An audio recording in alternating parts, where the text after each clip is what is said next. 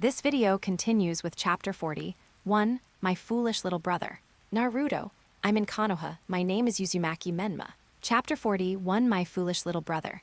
Chapter 40, 1, My Foolish Little Brother. As the sun set, Menma and Naruto sat at opposite ends of a park bench. The two orphans watched quietly as children in the park were picked up by their parents.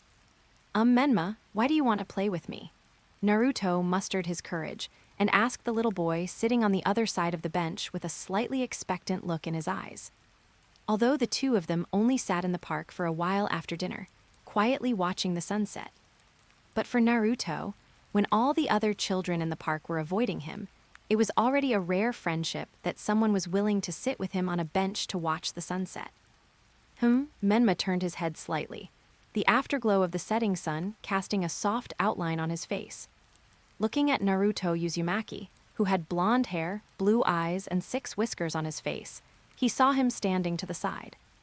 The protagonist of this Naruto world, the prophecy child, who will save the world in the future. I had a friend who helped me when I was confused. Maybe he saw a reflection of my past self in you, Menma said ramblingly. He knew that the third Hokage's crystal ball was constantly monitoring Naruto.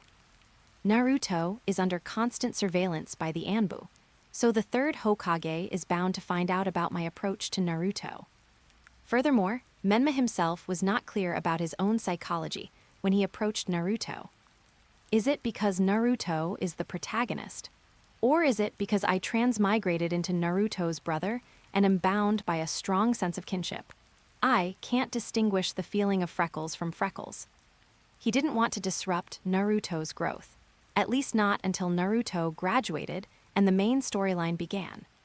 But they are also indignant about Naruto's current situation. Where did Minato Namikaze and Kushina Uzumaki's assets go? So much money, and houses too. Kushina was the last member of the Uzumaki clan. Grandma Mito treated Kushina as her own daughter. Even if the Uzumaki clan's inheritance was not given to Kushina, Grandma Mito would have prepared some assets for Kushina to establish a family, right? Then there's Minato Namikaze. Putting aside his salary as the 4th Hokage, he earned a lot of money by carrying out 39 S-rank missions during his ninja career. An S-rank mission costs at least 1 million ryo, and after the village takes its cut, the ninja team that accepts the mission receives half, which is 500,000 ryo. 39 S-rank missions would be worth at least 19.5 million taels of silver. This doesn't even include the 323 A-level missions, 216 B-level missions, 147 C-level missions, and 122 D-level missions. These tasks range from 150,000 to 1 million taels for Class A tasks, 80,000 to 200,000 taels for Class B tasks, 30,000 to 100,000 taels for Class C tasks, and 5,000 to 50,000 taels for Class D tasks.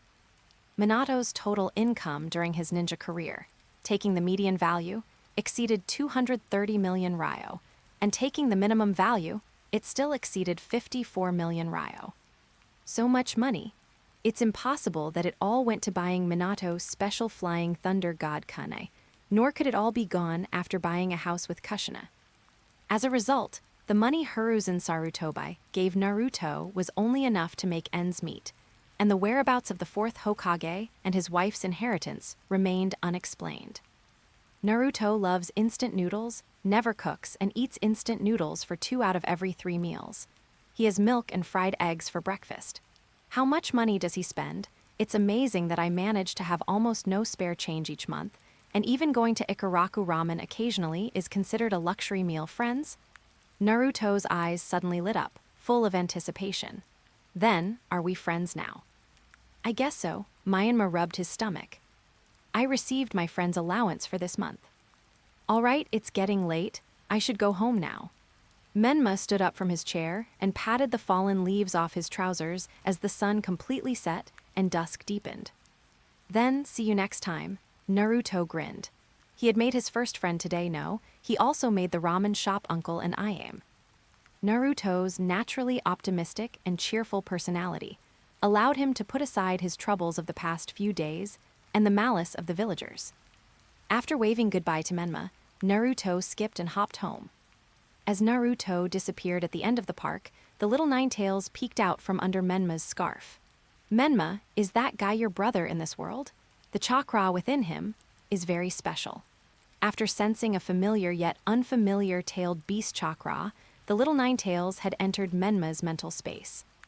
Only after Naruto left, and the restless chakra disappeared from his senses, did the little Nine-Tails emerge. Yeah, that's him, Naruto Uzumaki, my stupid little brother. Menma looked in the direction Naruto disappeared, his eyes narrowed, and a playful smile appeared on his lips. With the third generation's crystal ball spying, the 24-hour surveillance by the Ambu ninjas, and the influence of Ashura's chakra reincarnation, it will be very difficult for Menma to impart any ideological education to Naruto. He was eager to see what he would say to Naruto during the new Konoha crush plan, when he would declare, "I'm your brother. We're both sons of the fourth Hokage, Minato Namikaze." And when saying, "my silly little brother," what kind of shocked expression will Naruto have? However, before the new Konoha collapse plan, Menma still needed to find a way to take a group of ninja clans with him. When Orochimaru resurrects the first Hokage, Hashirama Senju, and the second Hokage, Tobirama Senju, through the impure world reincarnation, and sees the rebellious Uchiha, Hyuga, and Uzumaki clans joining forces against the third Hokage and destroying Konoha. What expressions would these two predecessors have on their faces? Just thinking about it is delightful, Menma hummed softly, feeling his brain begin to tremble. Even if Naruto is the protagonist, he can't stop himself. Inside the Hokage's office, the third Hokage, Hiruzen Sarutobi, watched through the telescope technique as young Naruto ran home from the park. His face, marked with age spots, beneath the Hokage hat remained as calm as a still well. He took out a background investigation report from the intelligence department from the drawer. Menma, Hiruzen Sarutobi looked at the information the intelligence department ninjas had gathered from the orphanage, finally settling on the words, "primary chakra attribute is fire, possesses ninja aptitude." Background checks revealed that he was just an ordinary war orphan. If the other child were still alive, Naruto might not be so lonely. Hiruzen Sarutobi put down the investigation report, picked up his pipe, and took a puff. Smoke drifted slowly in the office as he exhaled. Hiruzen Sarutobi couldn't help but recall the look of surprise on Minato's face when Kushina became pregnant, and the examination revealed that it was twins. To ensure Kushina's smooth delivery, Hiruzen Sarutobi even had his wife, Baiwako, go to the delivery room to help. Result: when Hiruzen Sarutobi led the Konoha ninja to the battlefield where Minato had sealed the Nine-Tails. During the Nine-Tails rampage, all they saw were the remains of Minato and Kushina, pierced by the Nine-Tails claws within the barrier, and Naruto crying in his swaddling clothes. As for the other child, his whereabouts are unknown. If he wasn't taken away by the mysterious person, then he most likely died during the Nine-Tailed Fox's rampage. Naruto is almost 3 years old now, and he's starting to come into contact with all sorts of people and ideas. It's time for him to understand the will of fire. Hiruzen Sarutobi stroked the edge of the Hokage hat. Looking at Naruto in the crystal ball, who was lying in bed with a smile on his face after returning home, Hiruzen Sarutobi pondered how he should appear before Naruto. Only then can Naruto develop the greatest dependence and affection for him. Please continue reading. Please add this to your favorites. Please vote for this book. Please give it a monthly pass. New book stats are very important, especially for those who are still reading. Please try to scroll to the last page. Thank you so much, dear readers. End of this chapter. Chapter 42, Police Department Wanted. Konoha and #039S number 1 thief. Chapter 42, Police Department Wanted. Konoha's number 1 thief, Konoha Commercial Street, Tenten Ninja Tool Shop. Because a month ago, most of the ninja tool shop was mysteriously robbed, resulting in the loss of ninja tools worth 30 million yen. Tenten's parents have been dealing with ninjas from the Konoha Police Department ever since. These are the current investigation results, and that's about it. Uchiha Yatsuho, with short brown hair, wearing a Jonin vest and squinty eyes, handed the final investigation results to Tenten's parents along with 2 other Uchiha members. Although the owners of the Tenjang Ninja Tool Shop are not ninjas, they are backed by a powerful family that is famous for its expertise in making ninja tools. The theft at the ninja tool shop resulted in the loss of 30 million worth of ninja tools, a considerable sum. In wartime, these ninja tools would have been enough to sustain a small-scale local war. Even Asuma, a Konoha Jonin who served as one of the 12 guardians, only had a bounty of 35 million ryo on his head when he was put on the black market. Therefore, the theft of the ninja tool shop can be said to be the biggest theft case since the founding of Konoha. The Konoha Police Department took it very seriously and dispatched an investigation team composed of Jonin Uchiha Hachika and several Chunin. However, after a month of meticulous investigation, no clues about the thief were found. This investigation result is actually just a police department investigation process. It has no conclusions whatsoever. Tenten's parents stared intently at the investigation report handed to them by Uchiha Hachimoku, their eyes red and swollen. Is that all? If no suspects are found and no criminals are caught, then they will have to bear the losses themselves. Uchiha Yatsushiro shook his head with some reluctance. Let's leave it at that for now. If there are any other leads, you can come to the police department at any time. We will also notify you as soon as we have any new investigation results. After all, losing ninja tools worth 30 million taels is an astronomical sum for most ninjas. Even Tian Tian's family was heartbroken. Aside from the clan's own base for forging ninja tools, the ninja tool shops in Konoha had the largest stock. As a result, ninja tools worth 30 million were stolen in one go, and it will take Tenten's clan a long time to recover. Mom, 4-year-old Tianchen, with her hair in 2 buns, looked at her parents who were hugging each other and crying, feeling somewhat lost. She clutched the hem of her mother's clothes every day, still not understanding why her parents were trembling in front of a few pieces of paper. But the empty ninja tool boxes on the shelves serve as a reminder that the places that should have been filled with kunai and shuriken are now only covered with dusty hooks. The 8th Hokage gave the 2 Uchiha men a look, and the 3 of them slowly left the ninja tool shop. Captain Hachidai? On the street, a Chunin Uchiha asked Hachidai, "Those bandits are really too cunning. If we close the case so hastily, it will be difficult to explain to the captain commander." The 8th generation was a squad leader, and his subordinates would naturally address him as captain in public. The captain general, on the other hand, refers to Fugaku Uchiha, the captain general of the Konoha Police Department.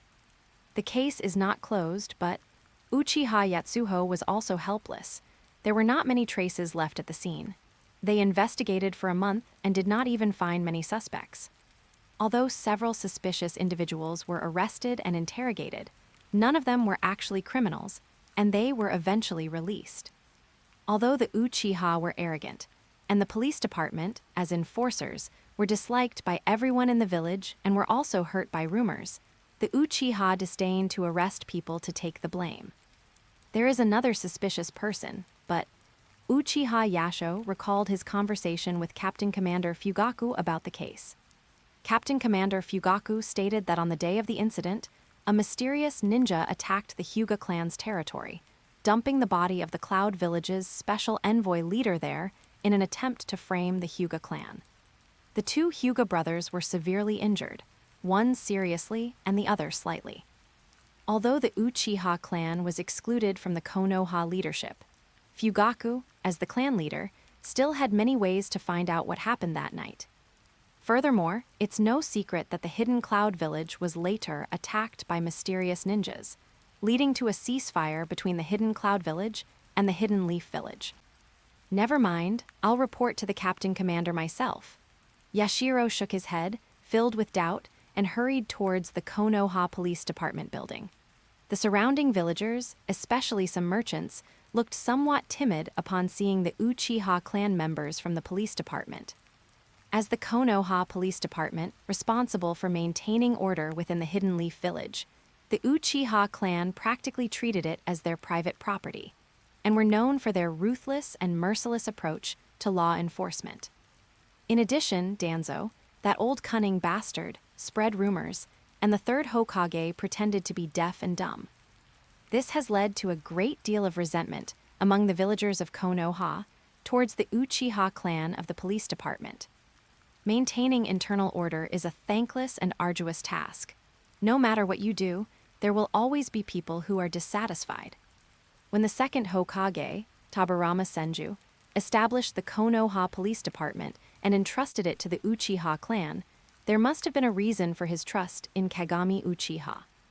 But isn't this also a way of deliberately keeping the Uchiha clan at a distance from ordinary villagers and small to medium-sized ninja clans? After returning to the Konoha police department building, Uchiha Yasho let his two subordinates do as they pleased, while he went to the captain commander's office. Boom, boom, boom. After the knocking, Fugaku's voice rang out from inside the office. "Come in." A squeak. "Captain Commander."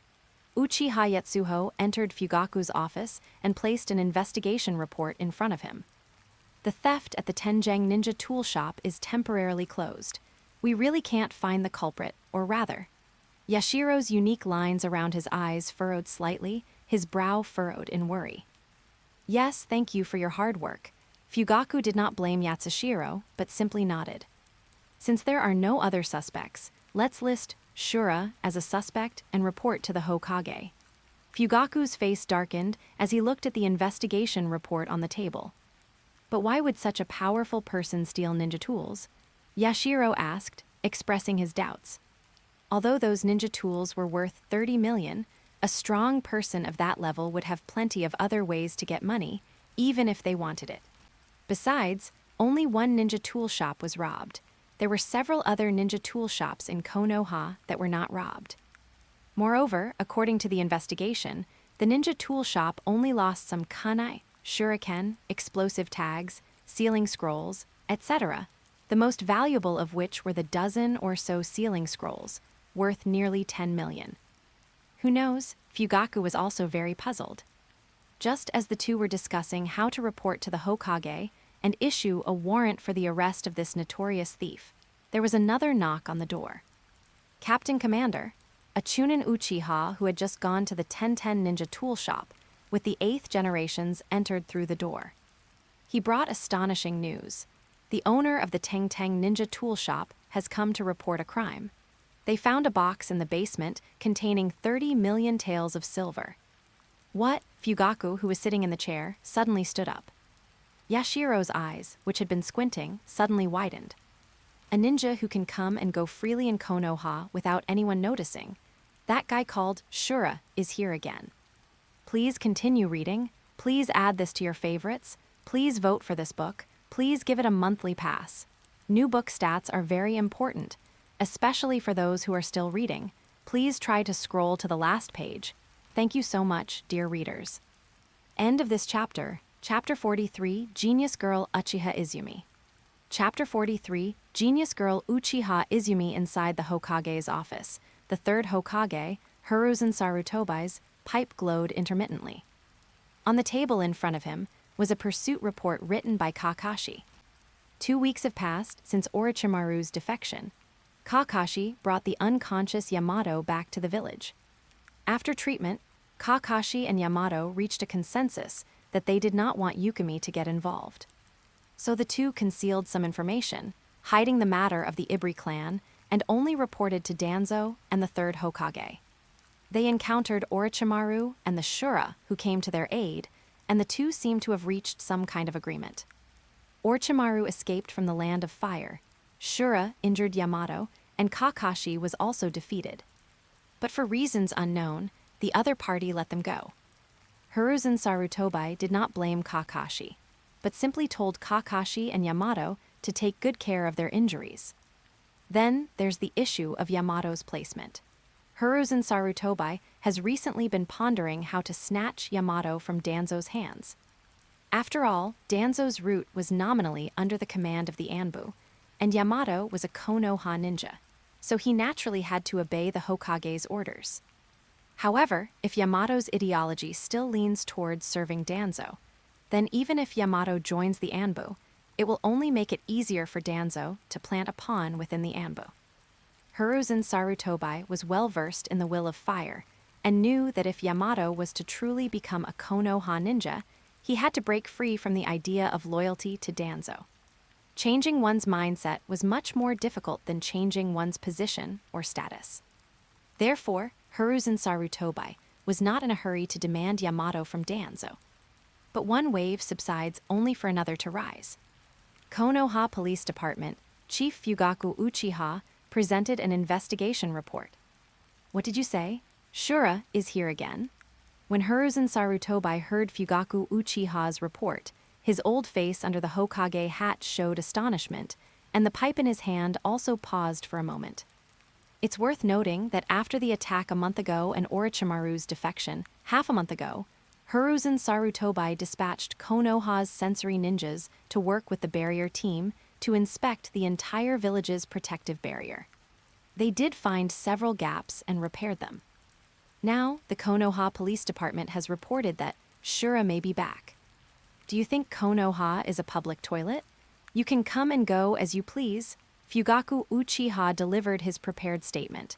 The exact time cannot be determined at the moment. It is possible that it was left over from the past, but was hidden and was only discovered by the shop owner's family now. Kal, are you sure it was Shura who did it? Hiruzen Sarutobi's voice came from under his straw hat. On that night, I don't think it could have been a village ninja who was capable of doing that. Fugaku Uchiha's words made the air in the office even more stagnant. Are you going to suspect a mysterious enemy, or are you going to suspect one of your own village's ninjas?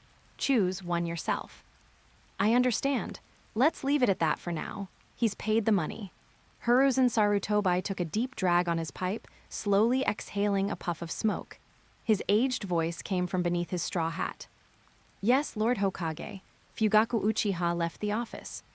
After Fugaku left, Hiruzen Sarutobi looked at the Konoha Police Department's report, completely baffled. What is the purpose of a strong person like you? Hiruzen Sarutobi even suspected that this mysterious ninja was the same mysterious person who caused the Nine-Tails attack 3 years ago, killing the fourth Hokage and his wife, as well as his own wife by Wako. However, many ninjas saw the Sharingan pattern in the Nine-Tails' eyes that night, but the abilities that Shura displayed never had any connection to the Sharingan or the Uchiha clan. Neither the reports from the Hayashi brothers nor the intelligence from spies lurking in Kusagakure revealed any abilities or ninjutsu related to the Sharingan. That spiral-shaped spherical ninjutsu is somewhat similar to Minato Namikaze's self-created ninjutsu. Ah, these are turbulent times.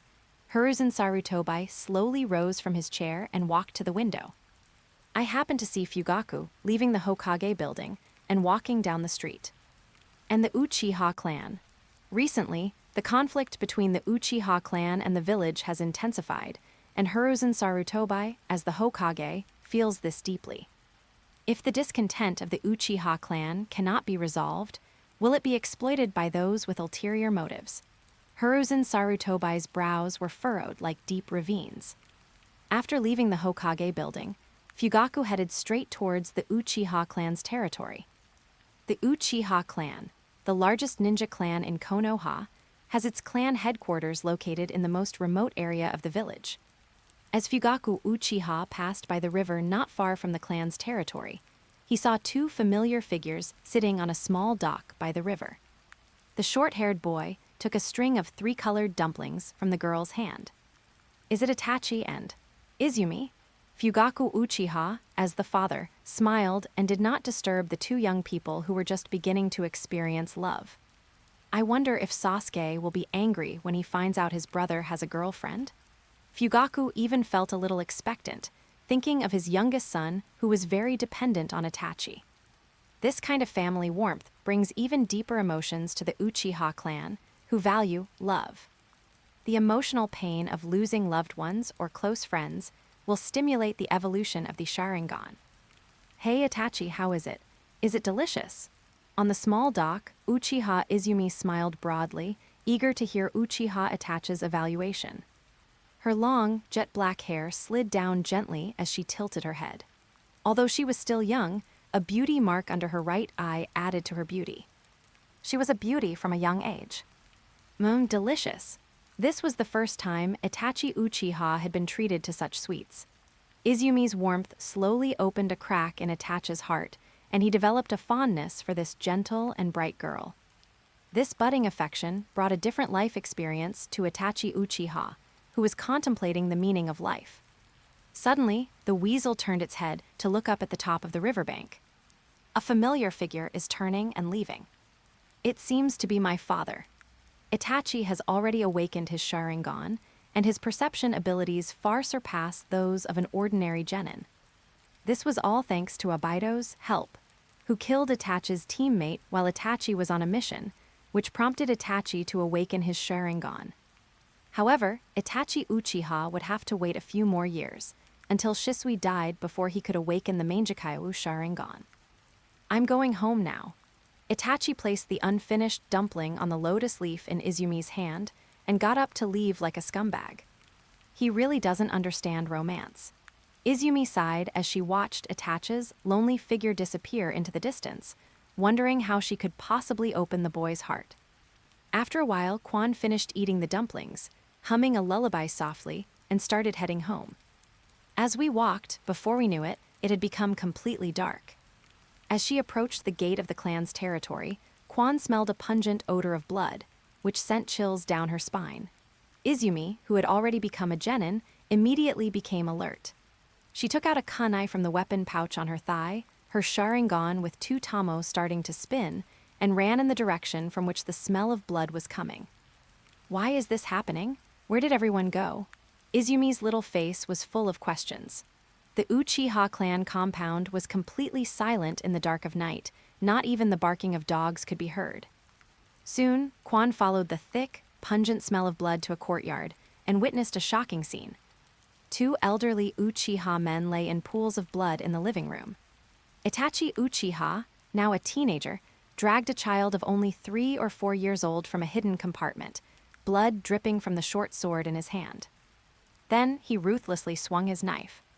Please continue reading. Please add this to your favorites. Please vote for this book. Please give it a monthly pass. New book stats are very important, especially for those who are still reading. Please try to scroll to the last page. Thank you so much, dear readers. End of this chapter, Chapter 40, For the Night of the Infinite Ring of Extermination. Chapter 40, For the Night of Extermination in an Infinite Cycle. Stop! Izumi's sharp shout pierced the night, and the kunai in her hand flew out. But it was too late. The young Itachi's short sword sliced across the child's throat, and the bloodied blade flicked upwards, precisely blocking the incoming kunai. Nail! Amidst the sharp clang of metal clashing, the blade obscured half of Itachi's face, leaving only his crimson Mangekyo Sharingan in his left eye swirling in the shadows. It's Izumi. Itachi's voice was low, and his gaze at Izumi was devoid of warmth. Itachi, what are you doing? Izumi rushed into the house, looking at the family lying in a pool of blood and the young child under Itachi's blade, and questioned Itachi in a trembling voice. Itachi slowly emerged from the shadows. In the moonlight, Itachi, dressed in combat attire, was noticeably taller than Izumi. I just wanted to test my own limits. Itachi Uchiha held a short sword in his hand, the cold light of the blade reflecting his indifferent expression. At this moment, Izumi felt that the Uchiha Itachi in front of her was a stranger. She couldn't believe that the once gentle Itachi would do such a cruel thing to his own kind. Faced with Itachi, who exuded an overwhelming sense of oppression and murderous intent, Izumi was trembling so much that she dared not move. Although she awakened her Sharingan at the age of 5, she remained a genin after graduation and did not experience much actual combat. Tsukuyomi, Itachi Uchiha's Mangekyo Sharingan suddenly spun, and Izumi's consciousness instantly fell into the genjutsu. In the illusionary world, Izumi and Itachi fall in love under a cherry blossom tree. As adults, they hold hands tightly at their wedding. Itachi is helpless when his baby cries and stern when his child rebels.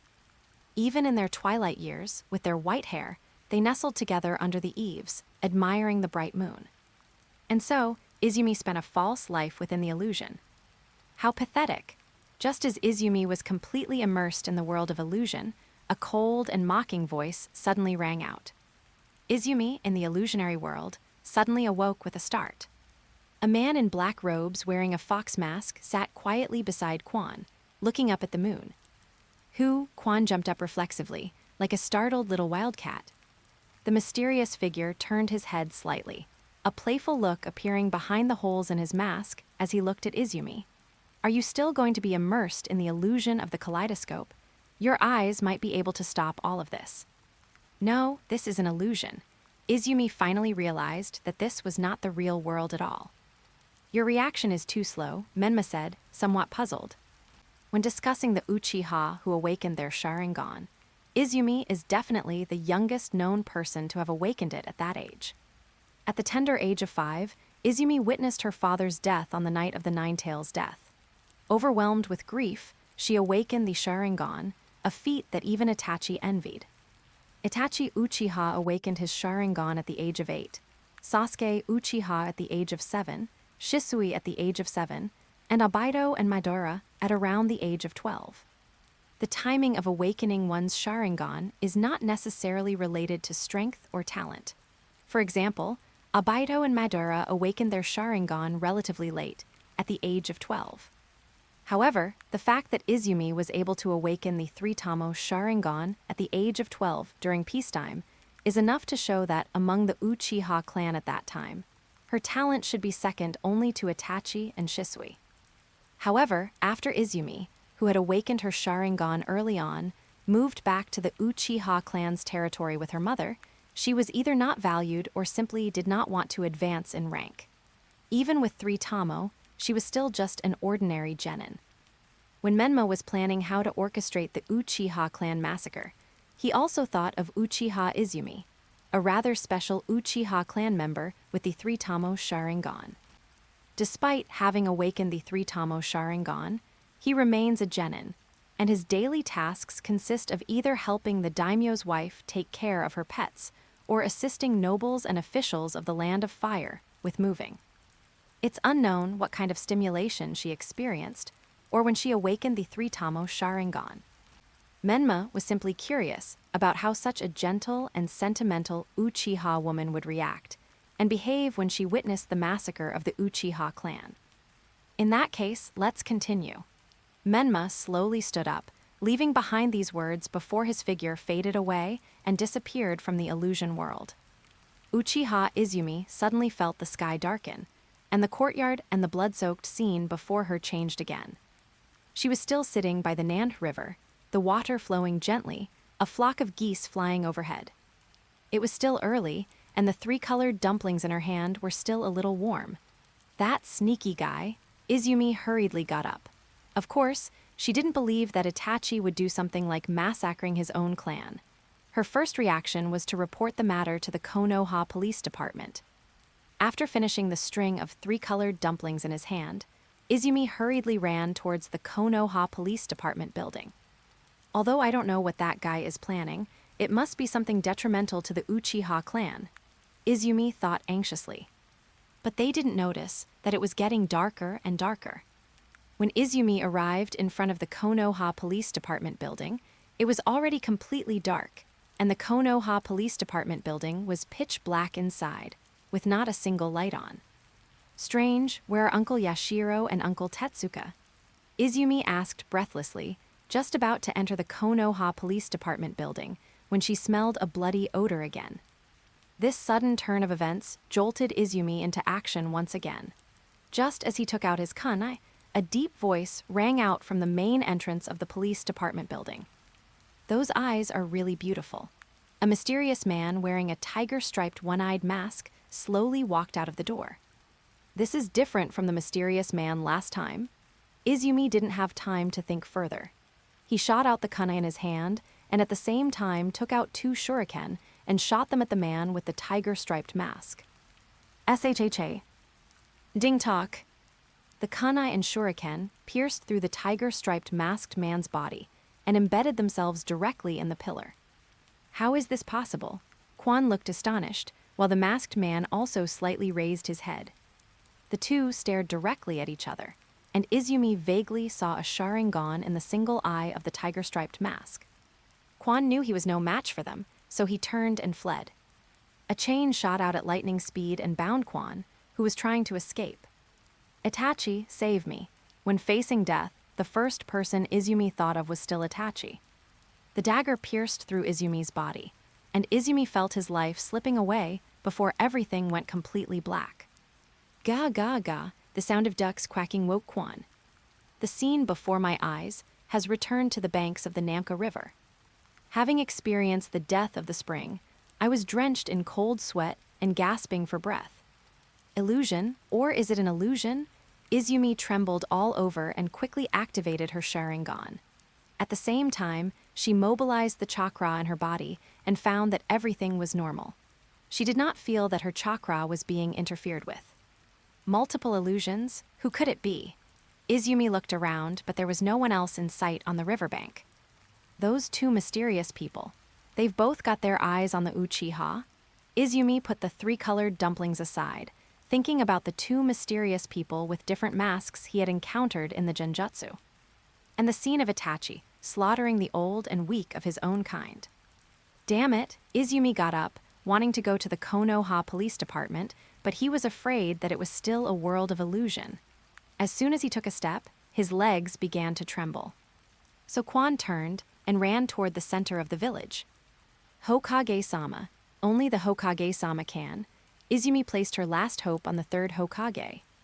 As they ran, it got dark again. Two masked ninjas suddenly appeared in front of Izumi. I want to see.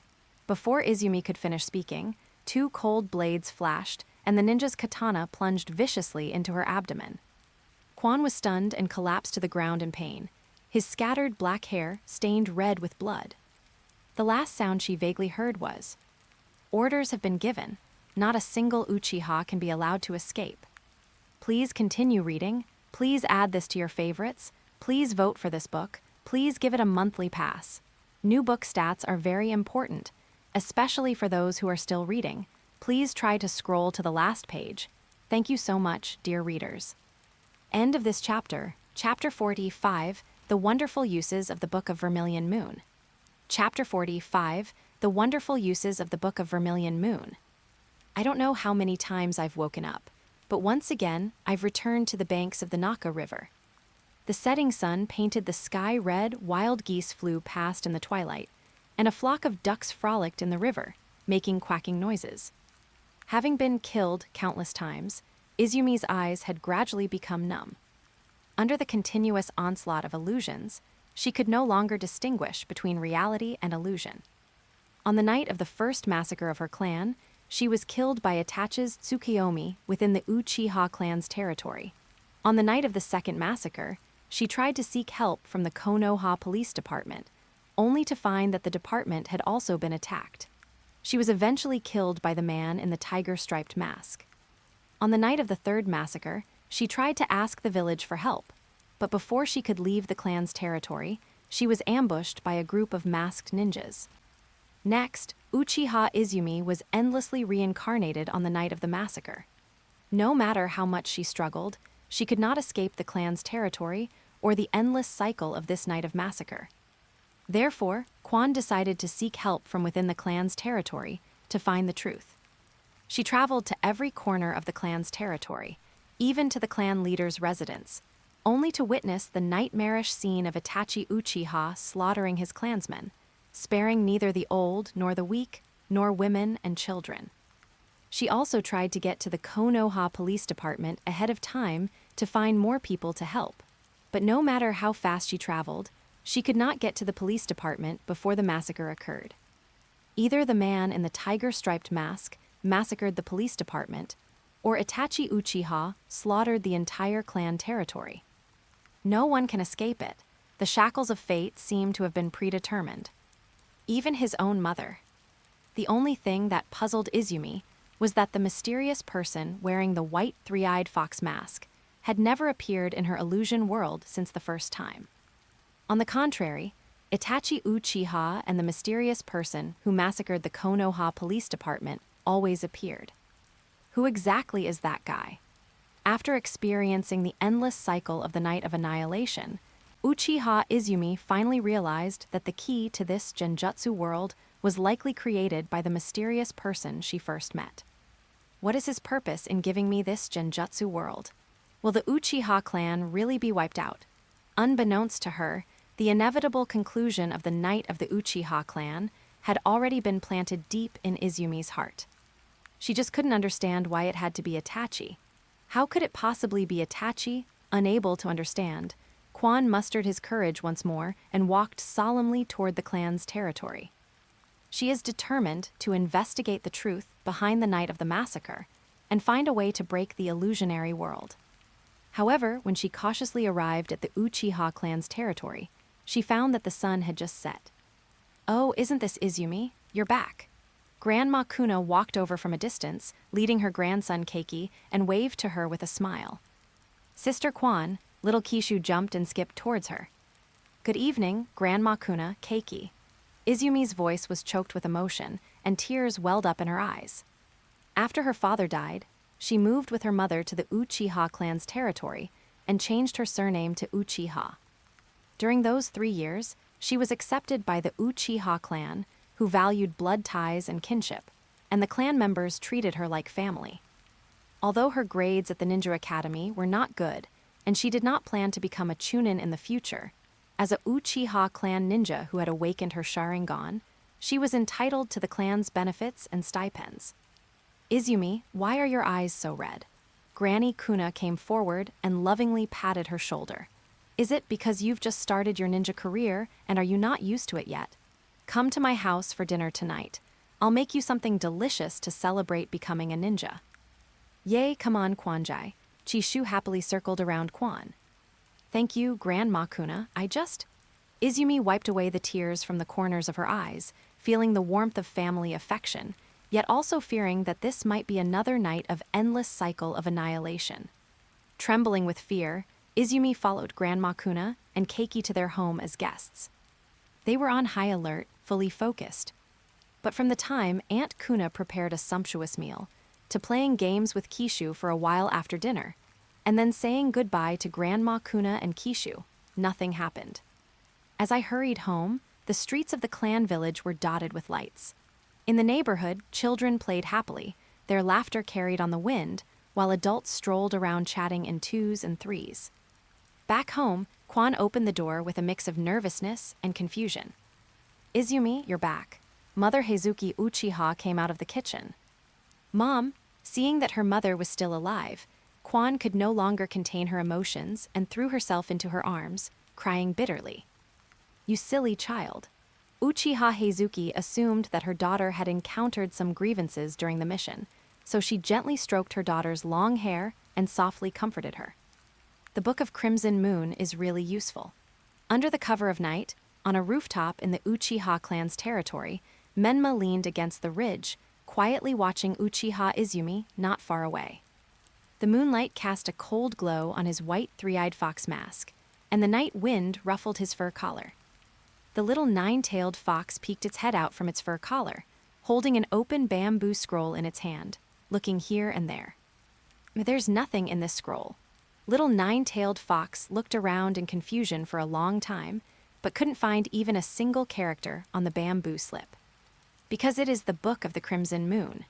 Menma chuckled and took the bamboo scroll from the little Nine-Tailed Fox.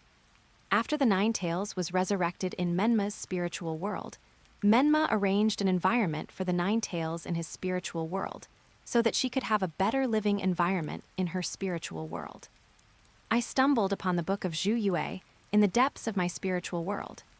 After some searching, Menma discovered that this blank bamboo scroll, the Book of Crimson Moon, contained the essence of the Limited Tsukuyomi world.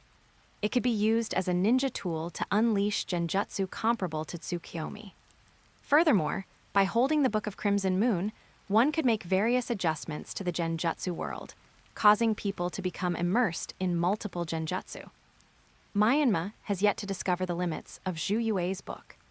Furthermore, the Book of Vermilion Moon also comes with a genjutsu resistance effect, which can make Menma immune to some genjutsu and resist the genjutsu of the Sharingan.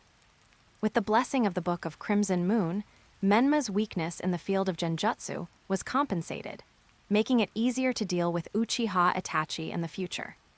You seem quite interested in this girl, Menma. The Nine-Tails tilted its head, showing some curiosity about this Uchiha clansman it had never seen before. I just want to see if she's of any use to me. Menma had indeed never seen her in the limited Tsukuyomi world. If we consider the Tsukuyomi world as the opposite, Izumi's father likely didn't die on the night of the Nine-Tails attack, so he probably wouldn't have awakened the Sharingan, wouldn't have moved back to the clan's territory with his mother, and wouldn't have met Itachi Uchiha. With a few years to go before the night of the massacre, there are 3 Uchiha that Menma may be using in his scheme. Springs are just one of them.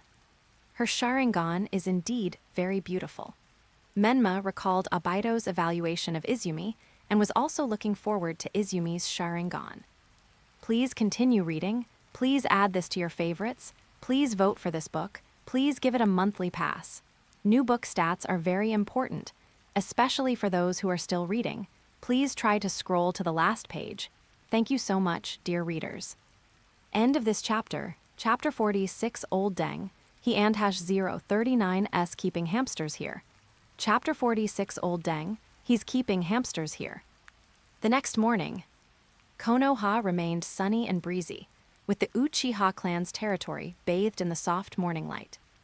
Uchiha Izumi woke up with a start, her forehead still damp with fine beads of sweat. She had been in the illusion world for far too long, which caused her to have nightmares all night. Every time she woke up, she was terrified that she was in the illusion world again and would have to experience the pain of her clan's annihilation once more. This torment tormented her all night. As she washed and dressed, the girl in the mirror had faint dark circles under her eyes, and the beauty mark under her eye added to her beauty. Upon entering the living room, a bowl of miso soup and rice balls were laid out on the table, along with a sticky note. "I'm off to work now, Kwan, keep up the good work. Love, Mom." As Izumi's fingertips traced the note, a warm current seemed to flow through his heart, and the nightmare of last night's massacre was largely washed away. After finishing breakfast, Izumi put on her ninja headband, checked her equipment, and headed out to the team's rendezvous point to complete the mission with her teammates and instructor. Within the Uchiha clan's territory, peace and tranquility prevailed, and some elderly residents who remained greeted Izumi warmly. This calm, however, made Izumi grip her ninja tool pouch even tighter. So, what exactly does that mysterious person want? After leaving the clan's territory, Kwan couldn't help but think of all the things she had experienced during the night of extermination in an infinite cycle. As a member of the Uchiha clan, Izumi naturally knew genjutsu and had also received training from her elders in the use of the Sharingan. However, the effects of the illusion techniques she learned on the senses were mainly focused on the individual. For example, the Naraku sight technique only allowed people to see the most terrifying scenes in their hearts. But the illusion created by the mysterious man last night was just like a real world. Despite dying multiple times, Izumi failed to find a flaw in the illusion world, stubbornly believing that he was still in the illusion world. The entire genjutsu world seems to be confined to the Uchiha clan's territory and the Konoha police department. Once you leave this area, you will be intercepted and killed by masked Konoha ninjas. Izumi had heard of these masked ninjas. They were ANBU ninjas belonging to the Hokage. But why would the Anbu seal off the Uchiha clan's territory? "Ohio, Izumi," a clear voice interrupted her thoughts.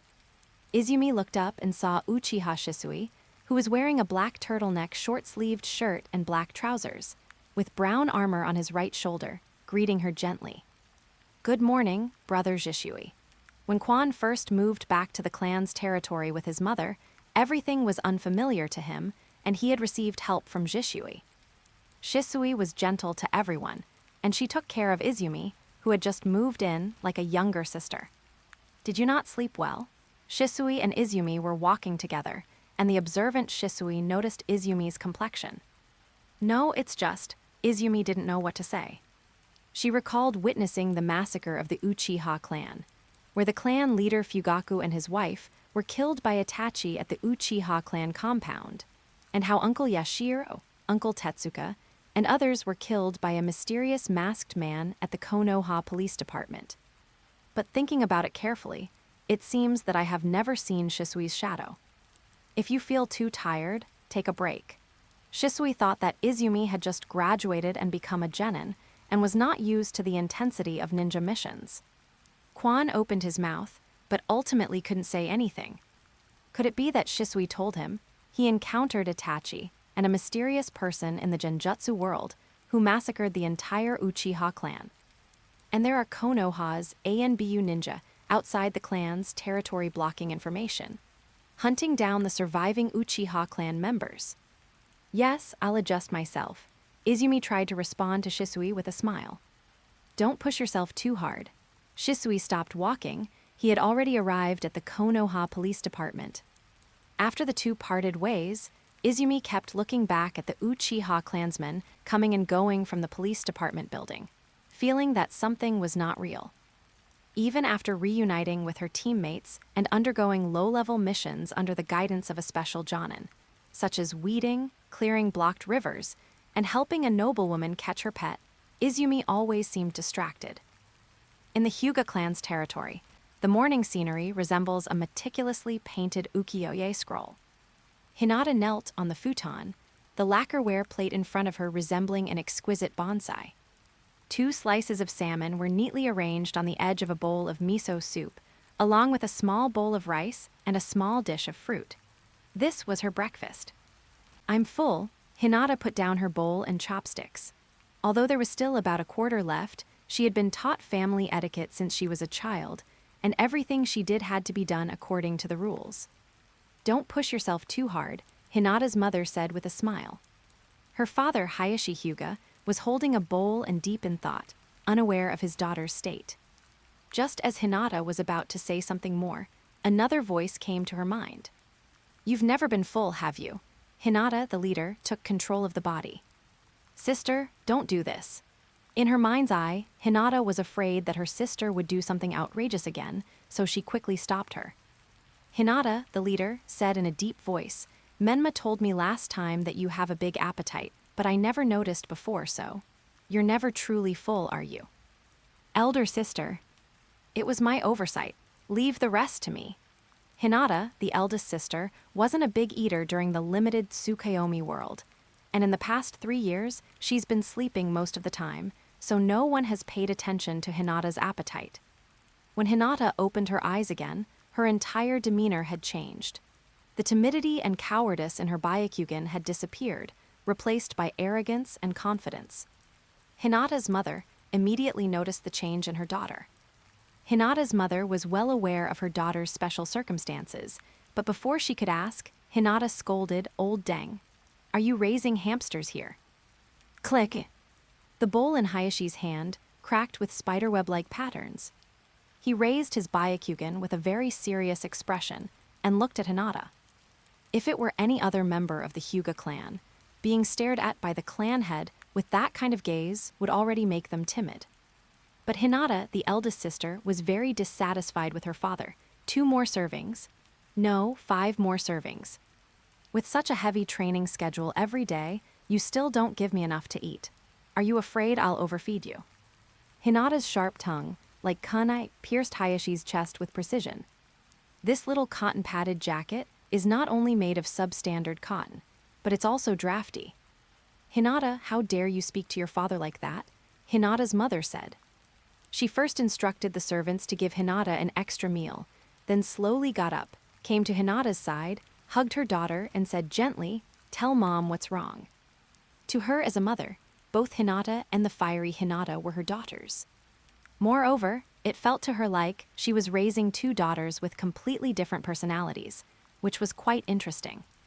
Mom, Hinata, the eldest sister, hesitated for a moment as she felt her mother's warmth. The mother in this world was very good to her. Although Hayashi was always being criticized and her father's authority was being challenged, she was still very tolerant of her. But she also had parents and a family in that world. She gradually came to understand what Menma meant by saying this is not real all the time. Please continue reading. Please add this to your favorites. Please vote for this book. Please give it a monthly pass. New book stats are very important, especially for those who are still reading. Please try to scroll to the last page. Thank you so much, dear readers. End of this chapter, Chapter 47, The Duo of Kado and Kakuzu. Chapter 47, The Duo of Kado and Kakuzu. On the northern border of the Land of Fire, a dark shadow swept through the forest. Kakuzu's black robes fluttered in the moonlight like a deadly ghost, and under the cover of night, he broke into a caravan's camp. The caravan's guards, along with a group of wandering ninjas and samurai, were polishing their ninja tools around a campfire, completely unaware that death was approaching. Kakuzu's earth grudge silently tore through the night, and 5 black lines precisely wrapped around the throats of the 3 most recent wandering ninjas. Most of these wandering ninjas were only at the genin level, and the samurai were even worse. They were okay at dealing with ordinary people and bandits, but when facing elite jonin like Kakuzu, they were simply cut down like vegetables. Enemy attack! The shrill alarm was cut short as blood splattered onto the tent canvas. The entire camp was in chaos, and the caravan's guards were easily killed before they even saw a shadow of anyone. Damn it, who are they? The caravan leader stumbled out of the tent, staring dumbfounded at the goods burned to ashes, utterly devastated. As for the deaths and injuries of the wandering ninjas, samurai, and caravan members around him, the ninja captain, pierced by an earthen spear, was utterly insignificant to him. But those goods are worth a fortune. Call out. A kunai flew over and stuck to the Sakamoto Trading Company flag at the leader's feet, nearly chopping off his toes. You have 3 days to leave the Land of Fire. Kakuzu, dressed in a black robe, emerged from the shadows and spoke in a hoarse voice to the caravan leader. You bastard, I'm a businessman with the franchise rights of the daimyo of the Land of Fire. The leader continued to shout. Then I have no choice but to kill you. Kakuzu brandished his kunai and slowly walked toward the head of the merchant guild. The cold light of the kunai reflected the firelight, and a pair of blue eyes radiated murderous intent amidst the raging flames. The entire camp was engulfed in flames, and the surrounding area was littered with severed limbs and the cries of wounded soldiers. The guild leader could no longer hold back.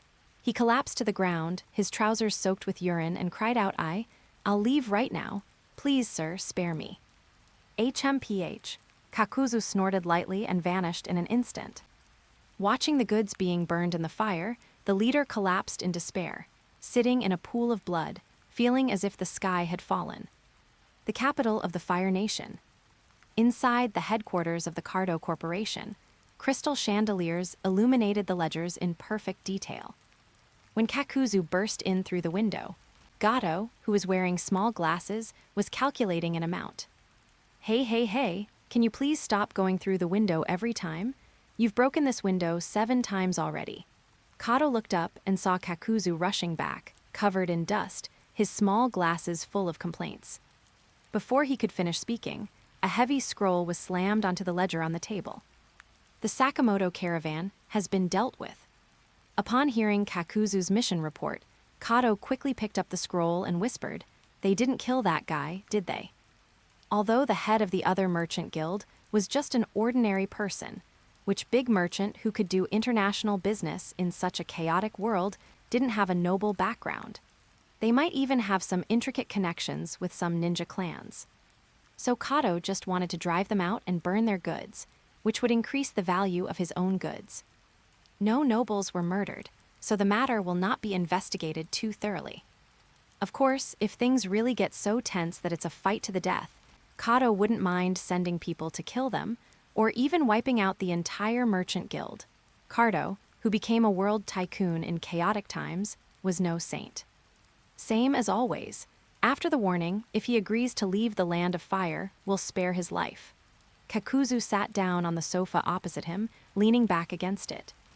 Where's the money? Kakuzu then looked at Kado with his blue eyes. Don't worry, you'll get your share.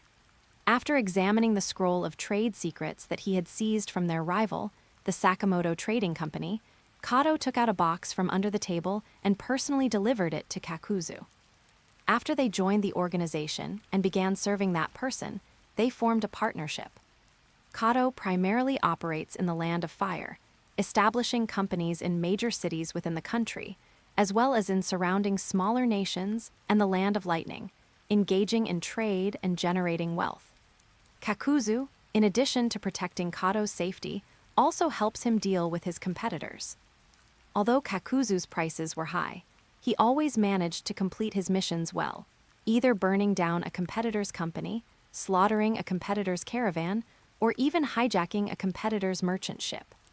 In short, Kado felt that Kakuzu was incredibly cost-effective, far superior to those boastful wandering ninjas and samurai, HMPH. Kakuzu opened the money box, took out a stack of banknotes, and began to count the money carefully. His happiest moments are when he's counting money. Kado was used to his partner's habits. Although he was greedy and even exploited those wandering ninjas and samurai, he would never dare to do that to Kakuzu. He had personally witnessed Kakuzu kill more than a dozen ninjas and samurai when they insulted him after he first boarded the ship, all in just a few breaths. Kado returned to his desk and began planning his next commercial offensive against the Land of Fields. With the support of the daimyo of the Land of Fire and the Land of Rice, this attack is enough to severely damage the Sakamoto Trading Company. Taking advantage of this opportunity, the Kado Trading Company can penetrate deep into the Land of Rice and seize the Sakamoto Trading Company's customers and sphere of influence. As the two were busy with their own things, a gentle breeze blew in from outside the window.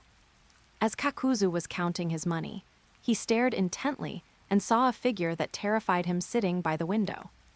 Kakuzu's fingers, which were counting money, suddenly froze, which also caught Kado's attention. He followed Kakuzu's gaze and saw the figure sitting in the window. "My lord, you've arrived."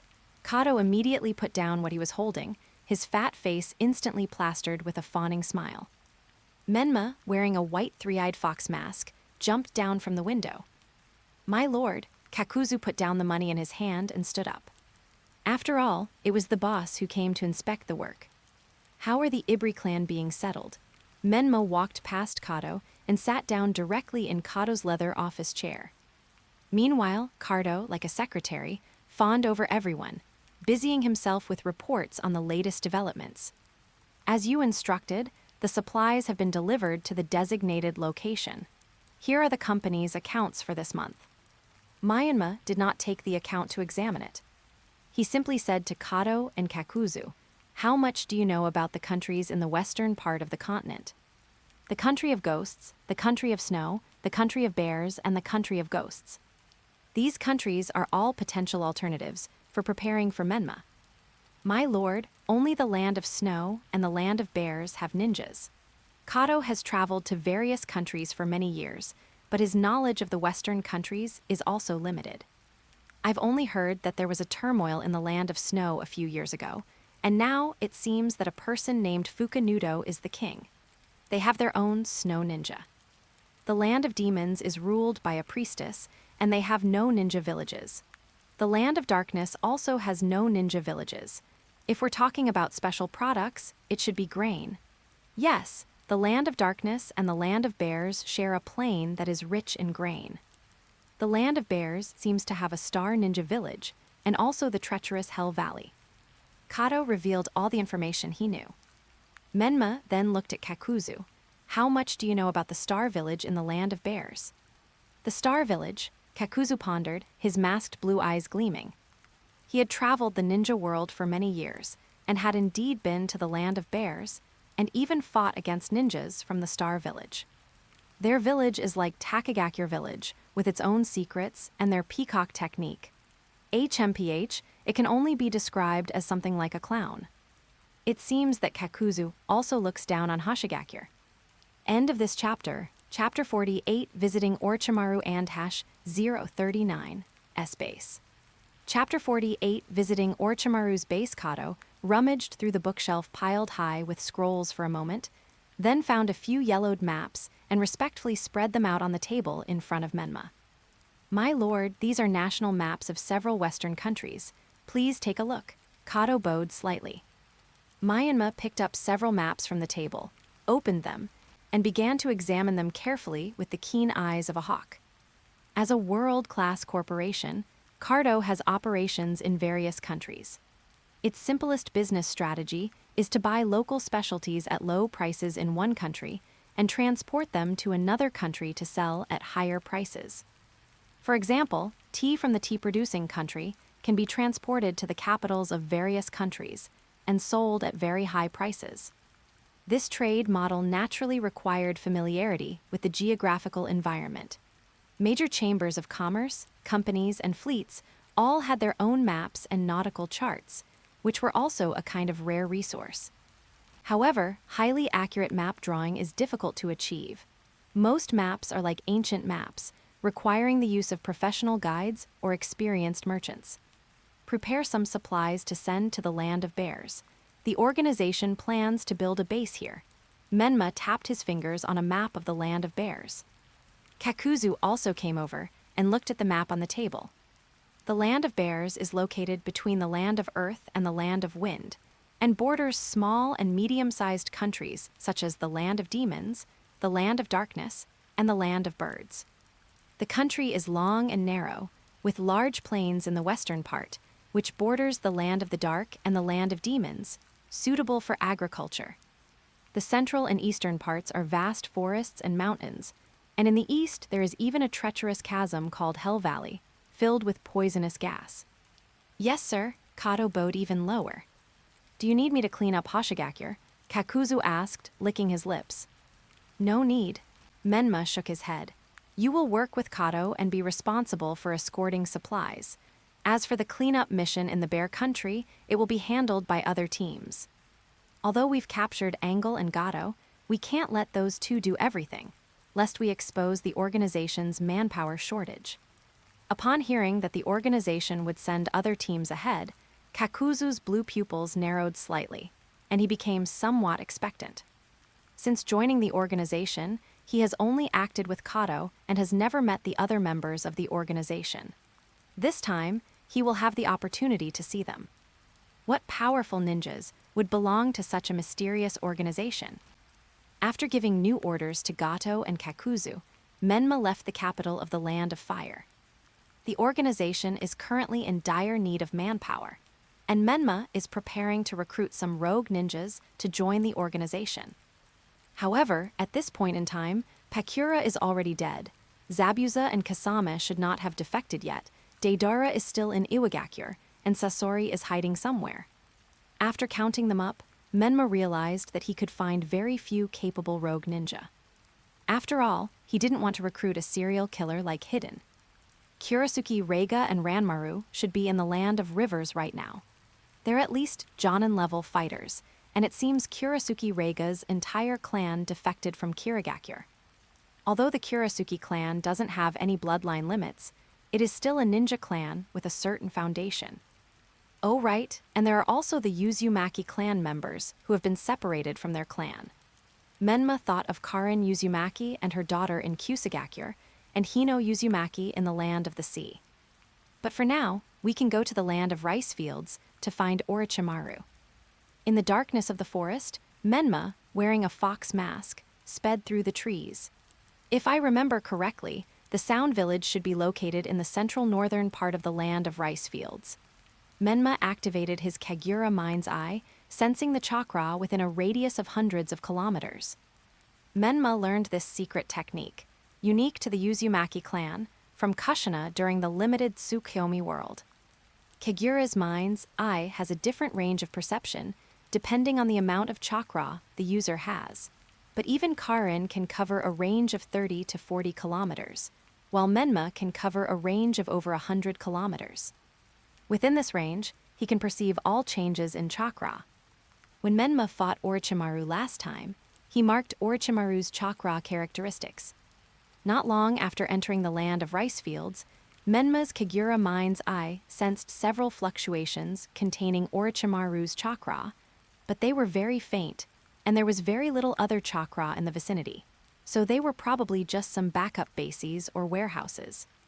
Heading north, as they approached the capital of the land of rice fields, Menma sensed a large amount of chakra energy north of the capital, very similar to Orochimaru's chakra, but with some differences.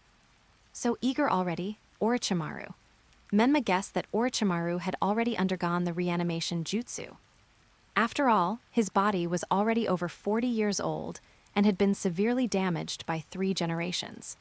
Although it could be repaired, his physical performance and reaction speed would definitely decline year by year. Taking this opportunity to perform a corpse reincarnation is reasonable. Found it, Menma rushed out of the forest, and the view suddenly opened up before him. This is a small village located on the edge of a forest. On the surface, it is an ordinary rural village, but in reality, Orochimaru has hollowed out the ground to build a secret base. Under the cover of night, Menma, wearing a white three-eyed fox mask, made no attempt to conceal himself and walked straight into the village. The bright moonlight shone coldly on the mask, and the black coat fluttered in the wind. The appearance of such a mysterious person immediately drew out Orochimaru's subordinates. Several ninjas jumped out from various places and stood on the rooftops of the village, staring seriously at the mysterious person who seemed to have ill intentions. Menma used Kagura's mind's eye to sense the chakra of the 3 ninjas, and found that they were all only at the level of genin. That makes sense, since the ninja resources of each country are monopolized by their respective ninja villages. Even after Orochimaru established his own power, he could only start training children from a young age. From Orochimaru's defection to the Konoha crush plan, it took him 9 years to train the Sound 5. Apart from Kimimaro, who had the strength of an elite Jonin, the others were only at the Chunin level, and after activating the Cursed Seal, they were at most at the level of Special Jonin. There's also the unstable Jugo, and Hazuki Suijutsu, who was captured by Orochimaru. Kid, this isn't a place for you. A ninja with a bandage wrapped around his right eye, who seemed to be their captain, stood on a rooftop and issued a warning. Orochimaru sent you bunch of lackeys to your deaths. Menma frowned slightly, wondering what Orochimaru was up to. You bastard, so you really came here to hunt down Lord Orochimaru. The ninja captain, as if a switch had been flipped, ordered the other 2 kill him. 2 ninjas threw kunai and launched an attack on the opponent from the left and right. The ninja captain also ripped off his right eye, which was covered by bandages, revealing a scarlet Sharingan with 2 tamo, and glared fiercely at the mysterious person on the ground. I see. Menma saw the Sharingan with 2 tamo and understood Orochimaru's intention. This is to bring him a gift. End of this chapter. Chapter 49, Conversation with Ant Snake. Chapter 49, Conversation with Ant Snake. With a dizzying sensation, the ninja captain used the power of the Sharingan to invade Menma's mental space. HMPH, this is the Sharingan bestowed upon us by Lord Orochimaru. Let me show you. The ninja captain grinned maliciously, already picturing the scene of brutally killing this arrogant brat in his mind. Suddenly, a strong smell of blood mixed with the pungent smell of gunpowder hit him, choking him and causing him to stagger backward. When he opened his eyes, he found himself in the middle of a brutal battlefield. This was a huge crater with a diameter of several kilometers, littered with all sorts of severed limbs and ninja corpses, with the headbands of ninjas from various villages gleaming coldly in the pool of blood. The number of corpses was so large that it numbered in the tens of thousands. The scene of mountains of corpses and seas of blood shocked the ninja captain so much that his hair stood on end and his whole body trembled. He suddenly looked up and saw in the center of the pit, under a crimson moon, a dark red fox coiled on a mountain of corpses piled up from countless ninja bodies. 9 tails swayed in the moonlight. The reclining fox resembled a throne, while the piled-up corpses looked like steps. On the throne, a spiky-haired boy slowly raised his eyes, his 3 tamo Sharingan radiating a cold indifference that looked down upon all living beings. Get out! The single word, spoken softly, resonated like a thunderclap in the ninja captain's mind. Puffed! In the real world, the ninja captain was so shocked by that shout that he bled from all 7 orifices, and his chest convulsed violently as if his lungs were about to explode. He struggled to lift his head, only to find that his two subordinates were already dead, and a masked mystery man was standing in front of him, looking down at him. I'll accept Orochimaru's gift. Before he finished speaking, two fingers dug into the ninja captain's right eye, gouging out the Tutamo Sharingan. Oh yeah, the screams didn't last long. Menma examined the blood-stained eyeball in his hand, and a red-haired little girl wearing a black hat emerged trembling from the shadows. Master, Lord Orochimaru requests your presence. The little girl looked to be only 4 or 5 years old. The pale green liquid in the glass container she was holding swayed slightly. Orochimaru's considerations are quite thorough. Menma took the glass container and placed the Sharingan inside. Let's go, lead the way.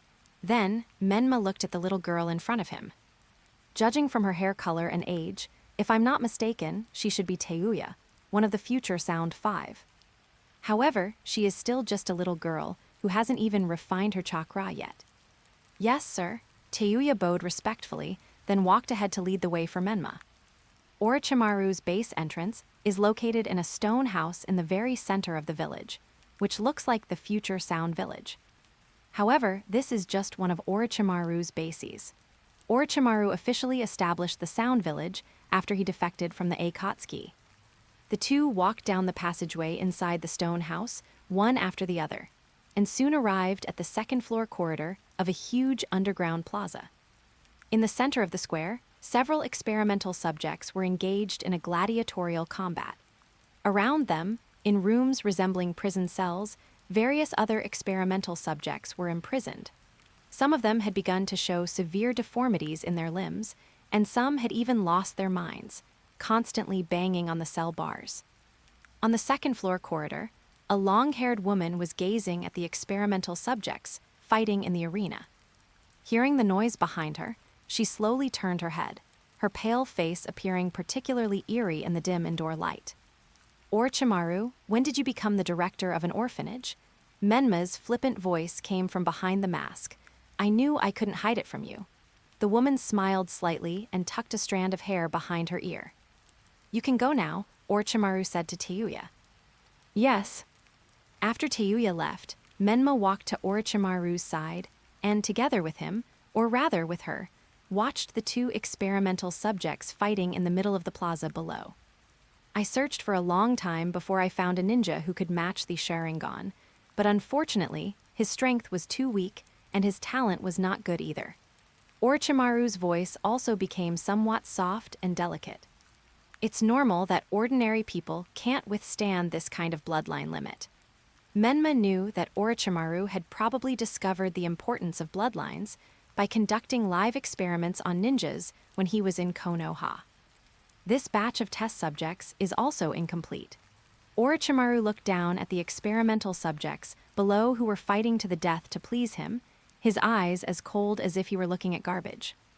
Then Orochimaru said casually, I heard there's a village in the land of water where the villagers are infected by something and have superhuman strength, but they're also prone to going berserk and losing control. I'm going to go check it out. You actually want to go and see Kusagakure, don't you?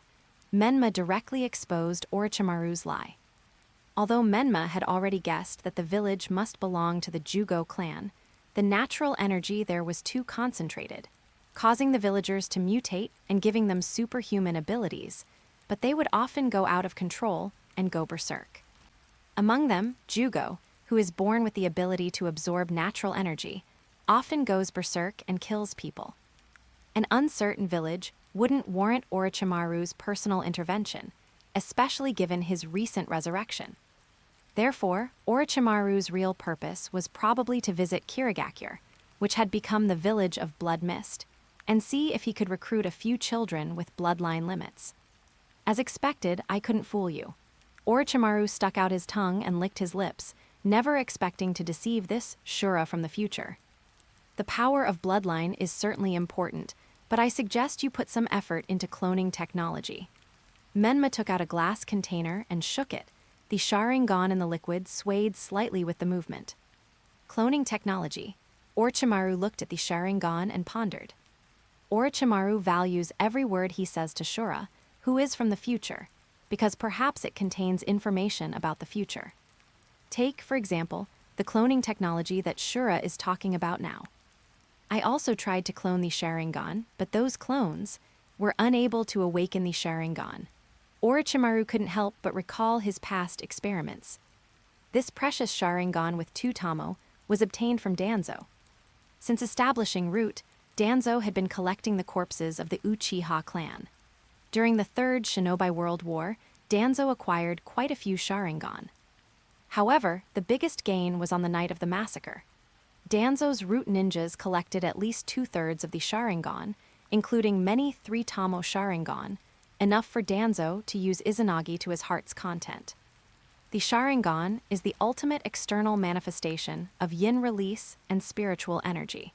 Whether or not one awakens, it is related to yin release. Menma revealed some secrets because of this Sharingan. Does that mean he can clone the Sharingan with 3 Tamo? Orochimaru became interested. If he could clone the Sharingan with 3 Tamo, it would mean that he could mass-produce ninjas with the strength of a special Jonin. Moreover, he was very interested in the Sharingan, which was known as the strongest bloodline limit in the ninja world, but ordinary Sharingan could no longer satisfy him. It would take at least a 3 Tamo Sharingan to arouse his desire to study it. Menma didn't tell Orochimaru about the evolution beyond the 3 Tamo Sharingan. His gaze, hidden behind the mask, swept over the experimental subjects in the hall. Their chakra levels are at most at the genin level, and many of them have already lost their bodily functions and won't live much longer. So, tell me, what kind of deal do you want to make by coming to me this time? Perhaps because he had used a woman's body, Orochimaru's tone had become alluring. It made Menma feel nauseous and physically uncomfortable.